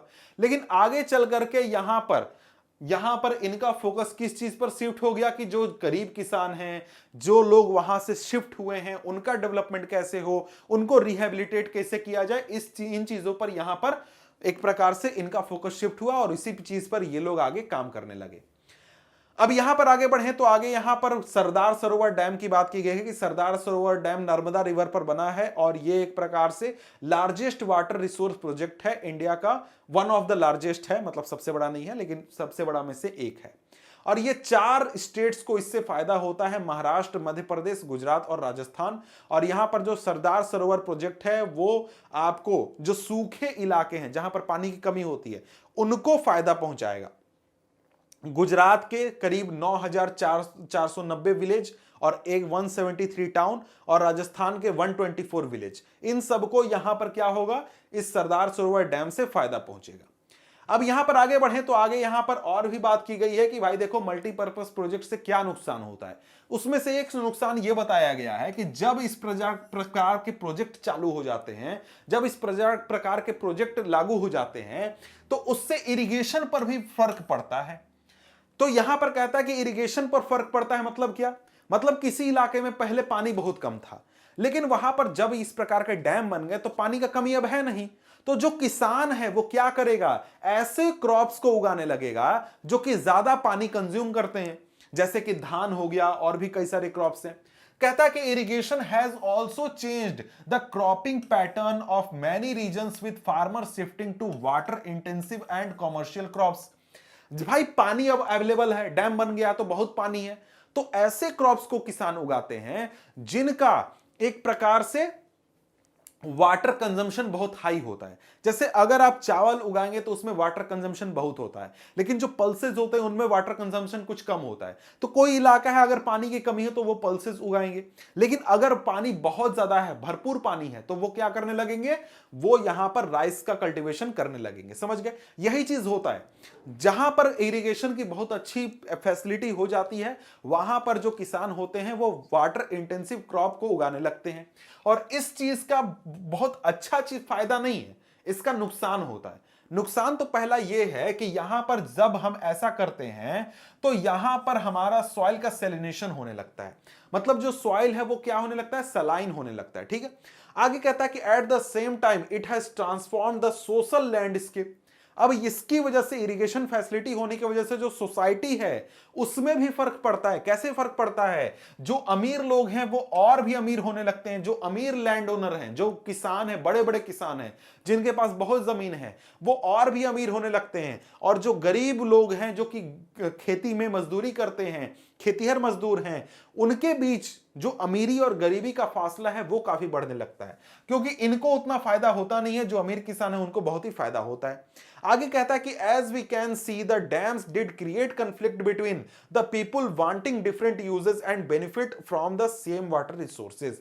अब कहता है कि देखो जब डैम बनता है ना तो अलग अलग लोगों की डिमांड अलग अलग होती है। एक शहर में रहने वाला व्यक्ति क्या चाहेगा, वो बोलेगा कि भाई मेरे को साफ पानी चाहिए, मेरे को वहां जो डैम में इलेक्ट्रिसिटी बन रही है उससे इलेक्ट्रिसिटी चाहिए।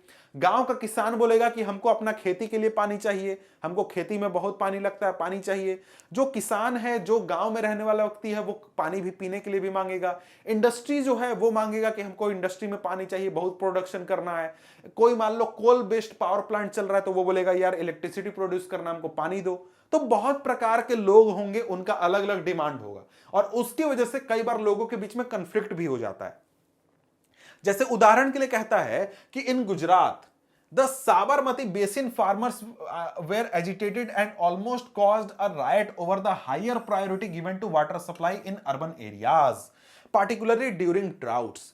अब यहां पर कहता है कि गुजरात में जो साबरमती बेसिन का इलाका है वहां पर जो किसान थे वो बहुत ज्यादा गुस्सा थे और उन्होंने दंगे की स्थिति क्रिएट कर दी थी, क्योंकि वहां पर जो वाटर है वो अर्बन एरियाज में भेज दिया गया था। खासकर जब सूखा का समय चल रहा था उस समय शहरों में पानी भेजने पर ये किसान बहुत नाराज हो गए थे। इसके अलावा कई सारे भारत में राज्य हैं जो कि आपस में नदियों के पानी को लेकर के लड़ते हैं। जैसे कि आपको कर्नाटक और तमिलनाडु के बीच में झगड़ा है पानी को लेकर के, महाराष्ट्र है, आंध्र प्रदेश है, उनके बीच में कन्फ्लिक्ट है, कर्नाटक आंध्र प्रदेश के बीच में कन्फ्लिक्ट है कि भाई नदियों के पानी का कौन यूज करेगा, कितना यूज करेगा, इस चीज को लेकर। यही चीज कहता है कि inter state water disputes are also becoming common with regard to sharing the cost and benefit of the multipurpose project. कि भाई देखो इंटर स्टेट वाटर डिस्प्यूट भी बहुत बढ़ रहा है कि भाई अगर कोई मल्टीपर्पज प्रोजेक्ट बना तो किसको कितना पानी मिलेगा, किसको कितना इलेक्ट्रिसिटी मिलेगा, इस प्रकार के चीजों को लेकर बहुत ज्यादा कंफ्लिक्ट क्रिएट हो रहा है। अब यहां पर आपको डू यू नो में कुछ जानकारी दी गई है। कहा जा रहा है कि do you know that the Krishna Godavari dispute is due to the objection raised by Karnataka and Andhra Pradesh governments. It is regarding the diversion of more water at Koyna by Maharashtra government for multipurpose project. अब यहां पर बात है कि देखो कृष्णा गोदावरी जो है उसकी वजह से यहां पर महाराष्ट्र, आंध्र प्रदेश, कर्नाटक सबको फायदा है, मतलब सबका बेसिन जो है वो तीनों राज्यों में फैला हुआ है। लेकिन यहां पर महाराष्ट्र की सरकार ने कोई एक मल्टीपर्पज प्रोजेक्ट चालू किया, उसकी वजह से यहां पर नदी का पानी थोड़ा डाइवर्ट करने की कोशिश की। उसको लेकर दो राज्य सामने खड़े हो गए कि ऐसा क्यों कर रहे हैं, यह सही नहीं है, ऐसी वैसी बात होने लगी। This would reduce downstream flow in their state and adverse consequences for the agriculture and industry. और जब यहां पर महाराष्ट्र की सरकार मल्टीपर्पज प्रोजेक्ट चलाएगी, पानी का सप्लाई रोकेगी, पानी को बैरियर लगा करके रोकेगी, तो आगे के जो दोनों राज्य हैं वहां पर पानी सही मात्रा में नहीं पहुंचेगा और वहां के जो किसान हैं, वहां के जो इंडस्ट्रीज हैं, उनको पानी की कमी होगी। तो इस प्रकार की समस्या को लेकर कन्फ्लिक्ट है। इसी प्रकार से जब आप तमिलनाडु और कर्नाटक को देखेंगे तो वहां पर भी कावेरी नदी को लेकर कन्फ्लिक्ट है कि भाई कावेरी का पानी कौन कितना यूज करेगा। सुप्रीम कोर्ट में केस चल रहा है, कई बार झगड़े हो जाते हैं, बॉर्डर पर झगड़े हो जाते हैं, एक दूसरे के लोगों को मारपीट हो जाता है, ऐसा स्थिति क्रिएट हो जाता है। अब यहां पर देखिए तो यहां पर क्या है, मेजर रिवर्स एंड डैम्स। तो ये चीज तो आपके लिए बहुत इंपॉर्टेंट है भाई, डैम वगैरह आपको ध्यान में रखना है। तो वो तो अलग आपको मैप के वीडियो में आएगा, वहां देखेंगे हम लोग, ठीक है।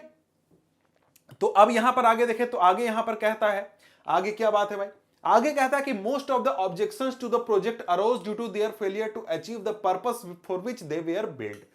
कहता है कि भाई देखो, ये सब तो रीजन हमें समझ में आया कि क्यों लोग मल्टीपर्पज प्रोजेक्ट का विरोध कर रहे हैं, क्यों नाराज हैं, क्या कमियां हैं। लेकिन इसके अलावा एक और बात है जिसकी वजह से बहुत बड़े स्तर पर यहां पर इन प्रोजेक्ट्स का विरोध होता है, वो ये है कि जिन काम के लिए इन डैम्स को मल्टीपर्पज प्रोजेक्ट को बनाया जाता है वो टारगेट ये अचीव नहीं करने पाते हैं। अब कहता है कि ironically the dams that were constructed to control floods have triggered floods due to sedimentation in the reservoir. कहता है कि जिन डैम्स को बनाया गया था कि भाई फ्लड को ये रोक देगा, पानी आएगा तो पानी रोक लेगा, स्टोर कर लेगा और फ्लड नहीं होगा, लेकिन वहां पर उस डैम में सेडिमेंटेशन हो गया है। अब सेडिमेंटेशन हो गया है, इस वजह से वहां पर क्या हो गया है, वहां पर और मतलब बाढ़ की स्थिति क्रिएट हो चुकी है बहुत ज्यादा। इसके बाद the big dams have mostly been unsuccessful in controlling flood at the time of excessive rainfall. You may have seen or read how the release of water from dams during heavy rains aggravated the flood situation in Maharashtra and Gujarat in 2006। अब कहता है कि देखो, बड़े बड़े dam बनाए गए कि जब बारिश आएगा ना, तो बारिश होगा तो पानी स्टोर कर लेगा और पानी आगे नहीं भेजेगा, तो आगे के इलाके में बाढ़ नहीं आएगा, इसका इस चीज के लिए बनाया गया। लेकिन यहां पर बारिश के पानी को स्टोर करने के बाद भी यहां पर डैम्स से पानी निकालना पड़ता है, इतना ज्यादा पानी होता है, तो भाई आगे के इलाके में बहुत ज्यादा बाढ़ की स्थिति क्रिएट हो जाती है। जब भी डैम का गेट खोला जाता है तो नदी में पानी बहुत बढ़ जाता है और गांव के आसपास के इलाकों में पानी भर जाता है, यानी बाढ़ की स्थिति क्रिएट हो जाती है। यानी कि जिस काम के लिए बनाया गया था कि भाई बाढ़ रोकेगा, वही काम यहां पर डैम्स की वजह से हो रहा है कि बाढ़ क्रिएट हो रहा है। समझ गए? आगे यहां पर कहता है कि the floods have not only devastated life and property but also caused extensive soil erosion. जो यहां पर बाढ़ होते हैं, जो डैम्स की वजह से या फिर नॉर्मल भी जब बाढ़ आते हैं, तो इनकी वजह से सिर्फ यहां पर लाइफ और प्रॉपर्टी का नुकसान नहीं होता। ऐसा नहीं हुआ कि घर बाढ़ में बह गया, लोग बह गए, लोगों की मौत हो गई, सिर्फ ये नहीं, आपका साथ में जो सॉइल इरोजन है वो भी इसकी वजह से कॉज होता है। आगे कहता है कि sedimentation also mean that the flood plain were deprived of silt a natural fertiliser further adding to the problem of land degradation. अब क्योंकि हमने डैम बनाया है, अब डैम बनाया है तो बैरियर लगाया है, बैरियर लगाने की वजह से जो सिल्ट आ रहा है, जो सेडिमेंट आ रहे हैं नदी के साथ, वो वहीं पर रुक जाते हैं। तो आगे के इलाके में जो फ्लड प्लेन का इलाका है, मतलब नदी के बिल्कुल अगल बगल का इलाका है, वहां पर उन सॉइल्स को सेडिमेंट नहीं मिलने पाते हैं। और ये जो सेडिमेंट होता है, सिल्ट होता है, वो क्या है, एक प्रकार का बहुत अच्छा फर्टिलाइजर होता है, सॉइल की फर्टिलिटी को इंक्रीज कर देता है। तो उससे जो सॉइल इरोजन का बात है या फिर सॉइल की क्वालिटी डिग्रेड होने का बात है, ये प्रॉब्लम भी बहुत बढ़ जाता है। आगे कहता है कि it was also observed that the multipurpose project induced earthquake causing water borne diseases and paste and pollution resulting from excessive use of water. अब यहां पर बात किया है कि भाई इसके और कई सारे नुकसान हैं, कैसे, इनकी वजह से अर्थक्वेक्स भी कुछ हद तक क्रिएट होते हैं, इसके अलावा वाटर बॉर्न डिजीजेस भी क्रिएट होते हैं, पेस्ट भी होते हैं, और साथ में बहुत ज्यादा पॉल्यूशन भी होता है अगर हम एक्सेसिव यूज वाटर का करें तो। इस प्रकार की समस्या होती है। अब यहां पर अगर हम लोग बात करें तो आगे हमारे सामने आ जाता है चैप्टर का टॉपिक रेन वाटर हार्वेस्टिंग, यानी जो बारिश में पानी आती है हमारे सामने, यानी बरसात जो होता है, जो पानी हमारे ऊपर गिरता है, उसको कैसे हम लोग सेव कर सकते हैं, स्टोर कर सकते हैं, ये यहां पर समझना है हमें। इसी के बारे में आगे यहां पर कहता है कि many thought that given the disadvantages and rising resistance against the multipurpose project water harvesting system was a viable alternative both socio economically and environmentally. कहता है कि देखो भाई, हमने क्या किया, एक प्रकार का तरीका निकाला वाटर मैनेजमेंट का, वाटर कंजर्वेशन का। वो तरीका था कि हम क्या करेंगे, डैम बनाएंगे, मतलब कि मल्टीपर्पज प्रोजेक्ट हम लोग क्रिएट करेंगे, ठीक है। लेकिन हमने देखा कि जो मल्टीपर्पज प्रोजेक्ट हम लोग बना रहे हैं या फिर जो डैम हम लोग बना रहे हैं उसमें बहुत सारे डिमेरिट हैं और साथ में बहुत सारे लोग इसके खिलाफ रेजिस्ट कर रहे हैं। तो हम क्या कर सकते हैं, दूसरा तरीका। तो दूसरा तरीका यहां पर यह देखा गया कि हम लोग रेन वाटर हार्वेस्टिंग करके यहां पर वाटर कंजर्वेशन का काम कर सकते हैं। और यह एक ऐसा तरीका होगा जिसमें कि सोसाइटी में भी किसी को प्रॉब्लम नहीं हो, इकोनॉमिक्स भी हमारा खराब नहीं हो और साथ में इन्वायरमेंट को भी नुकसान नहीं होगा।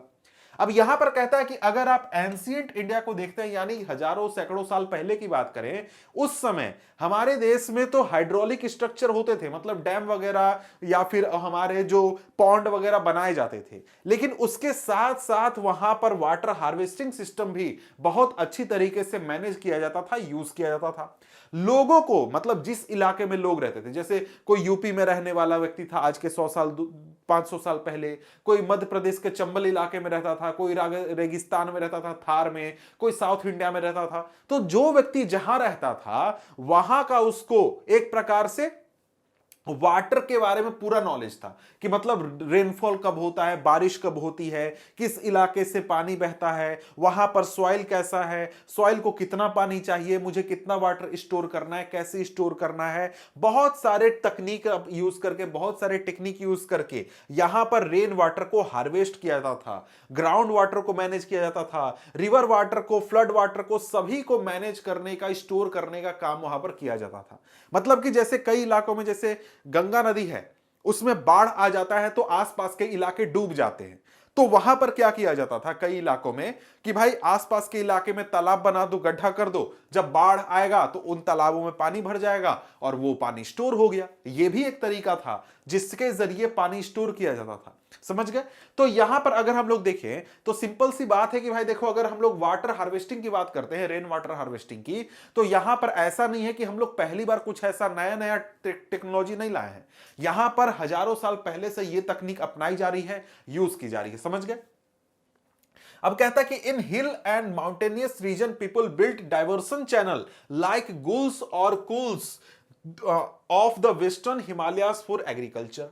कहता है कि अगर हम लोग हिल्स और माउंटेनियस रीजन में जाएं, यानी कि वेस्टर्न हिमालयस के आसपास के रीजन में, मतलब हिमाचल प्रदेश में, उत्तराखंड के इलाके में बात कर रहा है, इन इलाकों में जाइएगा तो आपको कई सारे डाइवर्सन चैनल बनाए जाते थे और यहां पर इनको गुल या फिर कुल कहा जाता था। और इन्हीं की मदद से यहां पर क्या किया जाता था, यहां पर आपको एग्रीकल्चर किया जाता था। अब जैसे यहां पर अगर आपको दिखाऊं तो यहां पर एक तस्वीर आपकी किताब में दी गई है जिसमें कि आपको दिखाया गया है कि एक कुल से आपको एक village tank, circular village tank भरा गया।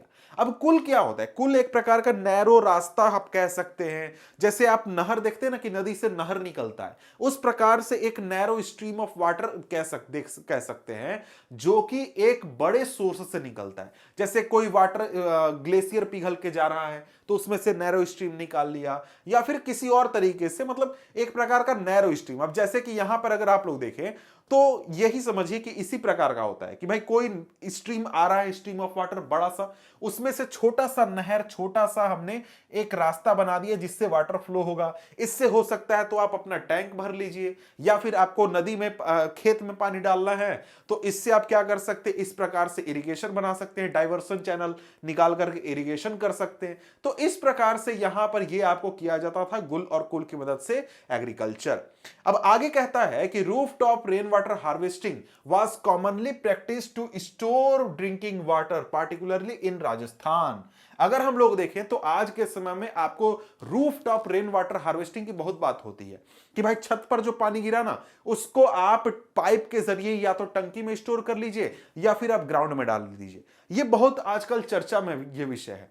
लेकिन आज के सैकड़ों साल पहले ही राजस्थान के इलाके में ड्रिंकिंग वाटर स्टोर करने के लिए यह तरीका अपनाया जाता था।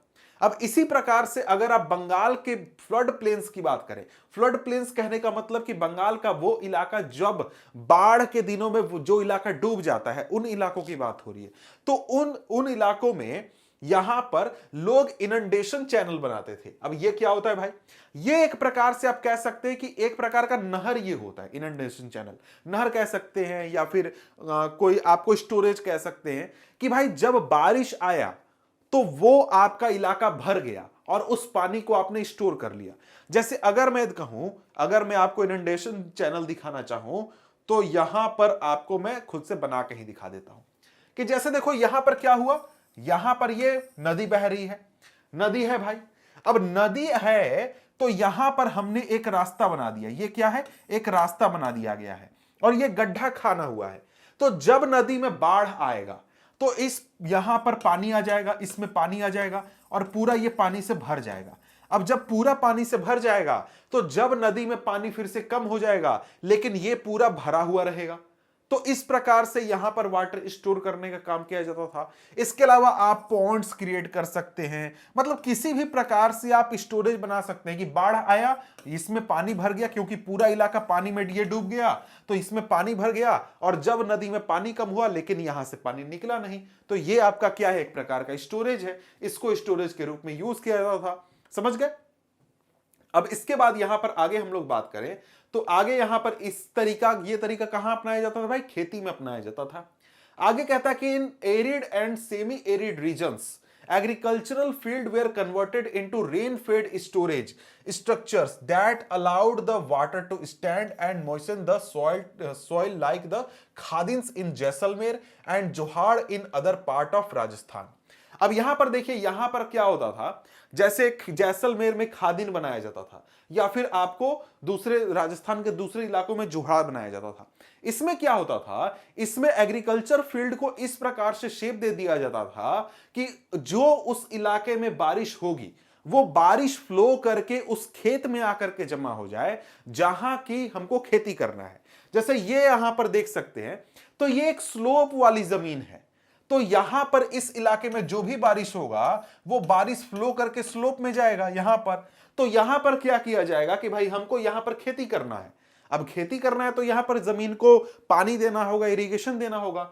तो यहां पर मैंने एक बैरियर बना दिया, तो इससे क्या हुआ कि जो भी वाटर यहां से फ्लो करके नीचे की ओर आएगा, जो भी वाटर यहां पर फ्लो करके आएगा वो इस बैरियर की वजह से आगे नहीं जाने पाएगा और ये पूरा इलाका में पानी भर जाएगा।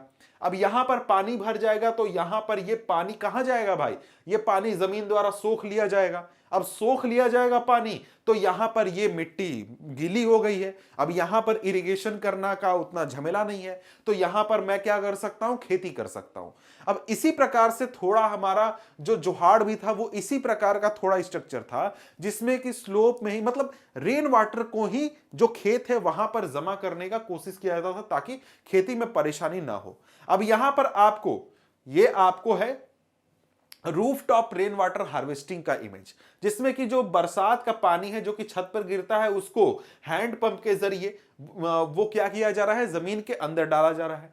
और ये दूसरा तरीका है जिसमें कि आप क्या कर सकते हैं, एक कुएं के जरिए क्या कर सकते हैं, वाटर रिचार्ज कर सकते हैं, मतलब कि जो ग्राउंड वाटर है उसको इंक्रीज कर सकते हैं।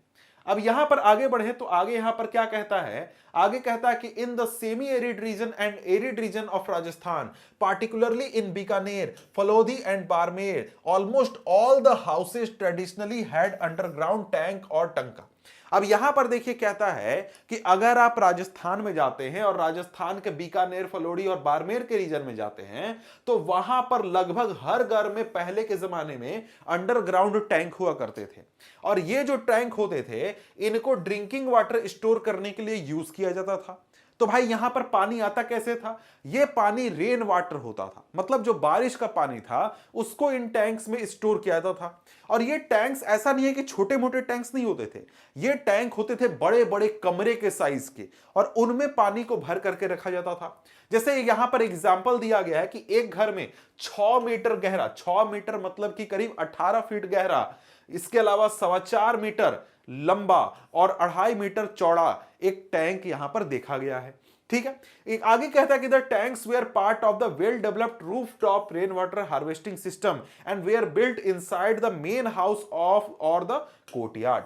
तो ये जो हमारे टैंक होते थे, ये टैंक पूरा एक रेन वाटर हार्वेस्टिंग सिस्टम का हिस्सा होता था और ये टैंक घर के अंदर ही होते थे और ये पाइप के जरिए कनेक्टेड होते थे रूफ से। आगे कहता है कि they were connected to the sloping roof of the house through a pipe, rain falling on the roof top would travel down the pipe and was stored in this underground tank.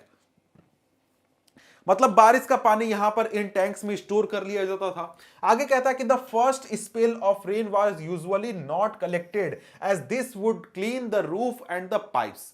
कहता है कि जब पहली बार, मतलब बारिश के season में जब पहली बारिश आती थी तो उस पानी को वहां पर पीने के लिए यूज नहीं किया जाता था, उसको एज अ सफाई यूज किया जाता था। मतलब बारिश हुआ तो भाई छत भी साफ हो गया, छत का पानी गया टंकी में तो टंकी भी साफ हो गया और फिर उस पानी को निकाल दिया गया। उसके बाद जो बारिश होती थी उस बारिश को कलेक्ट किया जाता था और जमा करके रखा जाता था। अब आगे कहता है कि the rain water can be stored in the tank till the next rainfall making it an extremely reliable source of drinking water. अब कहता है कि देखो यहां पर बात है कि ये जो पानी है इसको कब तक यूज किया जाता था, तो भाई अगली बारिश जब, अगला सीजन जब बारिश का आएगा तब तक ये पानी काम चलाता था, तब तक इसको बैकअप के रूप में रखा जाता था कि अगर सारे सोर्सेस खत्म हो गए, अगर गांव में जो तालाब है वो सूख गया, कुआं है वो सूख गया, सारे पानी के सोर्सेस खत्म हो गए, तब यहां पर इन टैंक्स की मदद से, यहां पर इन टंगा में से जो भी पानी है उसको यूज किया जाएगा और उसको ड्रिंकिंग के लिए यूज किया जाएगा। समझ गए। आगे कहता है कि रेन वाटर और पालार पानी, मतलब कि देखिए जो पालार पानी है इसका मतलब क्या होता है, रेन वाटर बारिश का पानी होता है। ठीक है। As commonly referred to in this part is considered the purest form of natural water।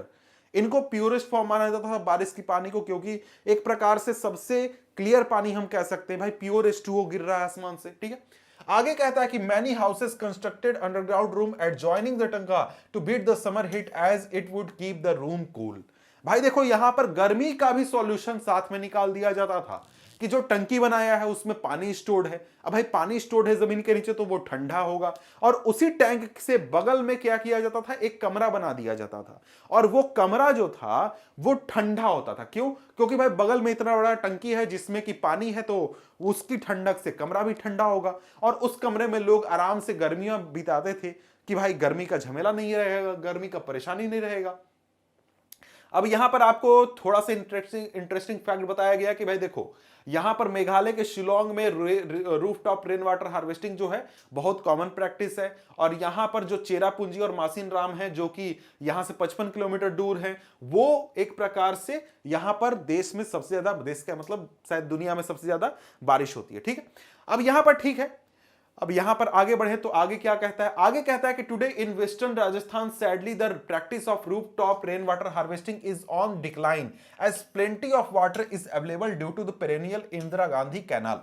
अब कहता है कि आज के समय में यहां पर rooftop rain water harvesting follow नहीं होता है या फिर बहुत कम लोग फॉलो कर रहे हैं। कारण यह है कि आज के समय में राजस्थान के इन सूखे इलाकों में आपको इंदिरा गांधी कैनाल की मदद से सालों भर पानी अवेलेबल होता है। तो भाई पहले जितनी लोगों को पानी की किल्लत थी आज के समय में उतनी दिक्कत नहीं है, उतनी किल्लत नहीं है। इस वजह से लोग जो हैं अभी इस रूफटॉप रेन वाटर हार्वेस्टिंग पर ध्यान नहीं देते, टंकी वगैरह यूज नहीं करते हैं। लेकिन इसके अलावा आज भी बहुत सारे ऐसे लोग हैं, ऐसे परिवार हैं जहां पर टंगा को यूज किया जाता था, टैंक को यूज किया जाता है, क्योंकि बहुत सारे लोग हैं उनको जो पाइप के जरिए, नल के जरिए आने वाला पानी का टेस्ट पसंद नहीं आता है। इसलिए यहां पर वो लोग क्या करते हैं, अभी भी वही पानी को यूज करते हैं, वही पानी कंज्यूम करते हैं, वही पानी पीते हैं। ठीक है। अब यहां पर आगे कहता है कि fortunately in many parts of rural and urban India rooftop rain water harvesting is being successfully adapted to store and conserve water. कि भाई आज के समय में रूफटॉप रेन वाटर हार्वेस्टिंग को बहुत बड़े स्तर पर एक प्रकार से समर्थन मिल रहा है, बहुत बड़े स्तर पर लोग इसको एडेप्ट कर रहे हैं, बहुत बड़े लोग स्तर पर लोग यूज कर रहे हैं। अब यहां पर एक गांव का नाम दिया गया है गेंडाथूर। अब ये गांव है आपका मैसूर के पास कर्नाटक में, और यहां पर जो विलेजर्स हैं उन्होंने अपने घर में rooftop rain water harvesting install किया है ताकि ये अपने वाटर की नीड्स को पूरा कर सके। करीब 200 परिवार ऐसे हैं जिन्होंने ये सिस्टम अपने घर में लगाया है, और यहां पर इसकी वजह से पूरे गांव को बहुत ज्यादा डिस्टिंक्शन मिला है, बहुत ज्यादा एक प्रकार से सम्मान भी मिला है, और साथ में इनका जो वाटर है, मतलब वाटर की जो जरूरत है वो भी आसानी से पूरी हो जाती है। आगे यहां पर आपको फिगर 3.6 देखने के लिए कह रहा है कि भाई रेन वाटर हार्वेस्टिंग सिस्टम किस प्रकार से काम करता है। 3.6 जरा सा हम लोग देख लेते हैं। एक सेकंड, ये कहां चला गया, वो काफी ऊपर चला गया।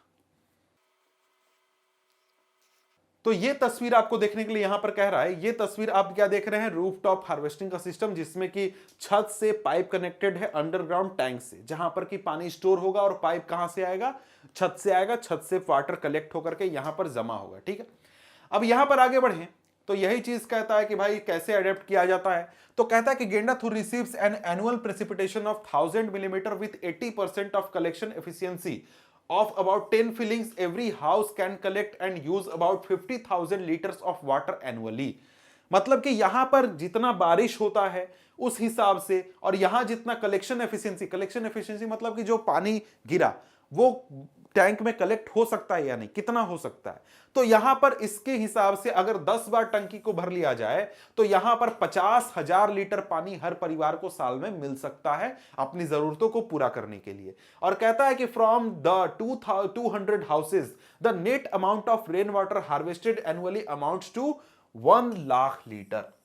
ठीक है, यहां पर एनुअली कितना वाटर जो है स्टोर होगा, वो होगा 1 लाख लीटर। ठीक है, अब यहां पर आगे बढ़े तो आगे यहां पर क्या है भाई, आगे आपको यहां पर इंटरेस्टिंग फैक्ट ये है कि तमिलनाडु फर्स्ट स्टेट है इंडिया में जिसने rooftop rain water harvesting structure को कंपलसरी कर दिया है कि भाई हर घर में इस चीज को इंस्टॉल करना है। ठीक है, अब यहां पर कोई नहीं करेगा तो उसको सजा भी मिलेगा, ये सारी चीजें। अब यहां पर अगर हम लोग देखें तो यहां पर कुछ क्वेश्चंस भी बनते हैं। क्या क्वेश्चन बनते हैं भाई, तो यहां पर क्वेश्चन सबसे पहले तो ये समझ लीजिए कि पलार पानी का मतलब क्या भाई, रेन वाटर होता है। ठीक है, अब यहां पर आपको क्वेश्चंस वगैरह बनेंगे। एक गेंडाथुर वाला पॉइंट भी आपको हो सकता है, इसको ध्यान रखिएगा। ये तमिलनाडु वाला पॉइंट भी ध्यान रखिएगा, हो सकता है। इसके बाद यहां पर इंपॉर्टेंट क्या पॉइंट है, इंपॉर्टेंट पॉइंट ये है कि आपको पूछेगा कि जो हमारा बीकानेर है, फलोरिया या बाड़मेर है, वहां पर किस प्रकार से आपको वाटर स्टोरेज किया जाता है, ये पूछ सकता है। या फिर अगर हम लोग देखें तो और यहां पर क्या क्वेश्चन बनेगा, ये आपको ये बनेगा कि एरिड और सेमी एरिड रीजन में किस प्रकार से वाटर हार्वेस्टिंग या फिर वाटर कंजर्वेशन किया जाता है, समझ गए। इसके अलावा यहां पर अगर हम लोग देखें तो और क्या बनेगा कि भाई देखो यहां पर पुराने जमाने में या फिर आज के जमाने में भी रूफटॉप रेन वाटर हार्वेस्टिंग कहां पॉपुलर है, तो भाई राजस्थान में बहुत पॉपुलर है। ठीक है, इसके बाद बंगाल में लोग वाटर मैनेजमेंट कैसे करते हैं, तो यहां पर फ्लड प्लेन्स में इनंडेशन चैनल्स बनाकर। इसके अलावा यहां पर हिल्स रीजन में किस प्रकार से वाटर कंजर्वेशन होता है, तो भाई कुल्स और या फिर गुल्स की मदद से। तो इस प्रकार के पॉइंट्स यहां पर आपके बनते हैं इस टॉपिक से, और कुछ वैसा है नहीं। अगर होगा तो क्वेश्चंस वगैरह जब डिस्कस करेंगे तो कर लेंगे। तो मिलते हैं आपसे हम। यहां देखिए और भी चीजें हैं। क्या चीजें भाई, और चीजें यहां पर बंबू ड्रिप इरिगेशन सिस्टम है भाई, जो कि मेघालय में यूज होता है। यहां पर क्या किया जाता है, बैम्बू के पाइप्स बनाकर उसके जरिए जो प्लांट्स हैं उनको ड्रिप वाइज यहां पर क्या दिया जाता है, वाटर दिया जाता है। तो ये काफी अच्छा सिस्टम है जिससे कि यहां पर वाटर कंजर्वेशन हो सके और कम अमाउंट ऑफ वाटर खर्च करके प्लांट को ग्रोथ करने में मदद दिया जाए। तो यहां पर इसका रेट क्या होता है, 20 से 80 ड्रॉप्स दिए जाते हैं, और यहां पर इन बैम्बू पाइप्स का यूज करके करीब 100 मीटर मतलब 100 सैकड़ों मीटर तक वाटर को पहुंचाया जाता है। अब इसके बाद यहां पर देखें तो यहां पर आपको बैम्बू कैसे काटा गया है, कैसे लगाया गया है, कैसे कनेक्शन बैठाए गए हैं, कैसे ट्रांसपोर्ट होता है, सब चीजें देख सकते हैं। और यहां पर आप देख सकते हैं कि यहां पर किस प्रकार से लंबी दूरी पर ट्रांजैक्शन होता है वाटर का। तो यहां पर यह चैप्टर खत्म हुआ, यहां पर आ गया एक्सरसाइज। तो चैप्टर समाप्त हो चुका है। मिलते हैं हम आपसे अगले वीडियो में अगले चैप्टर के साथ, तब तक के लिए गुड बाय।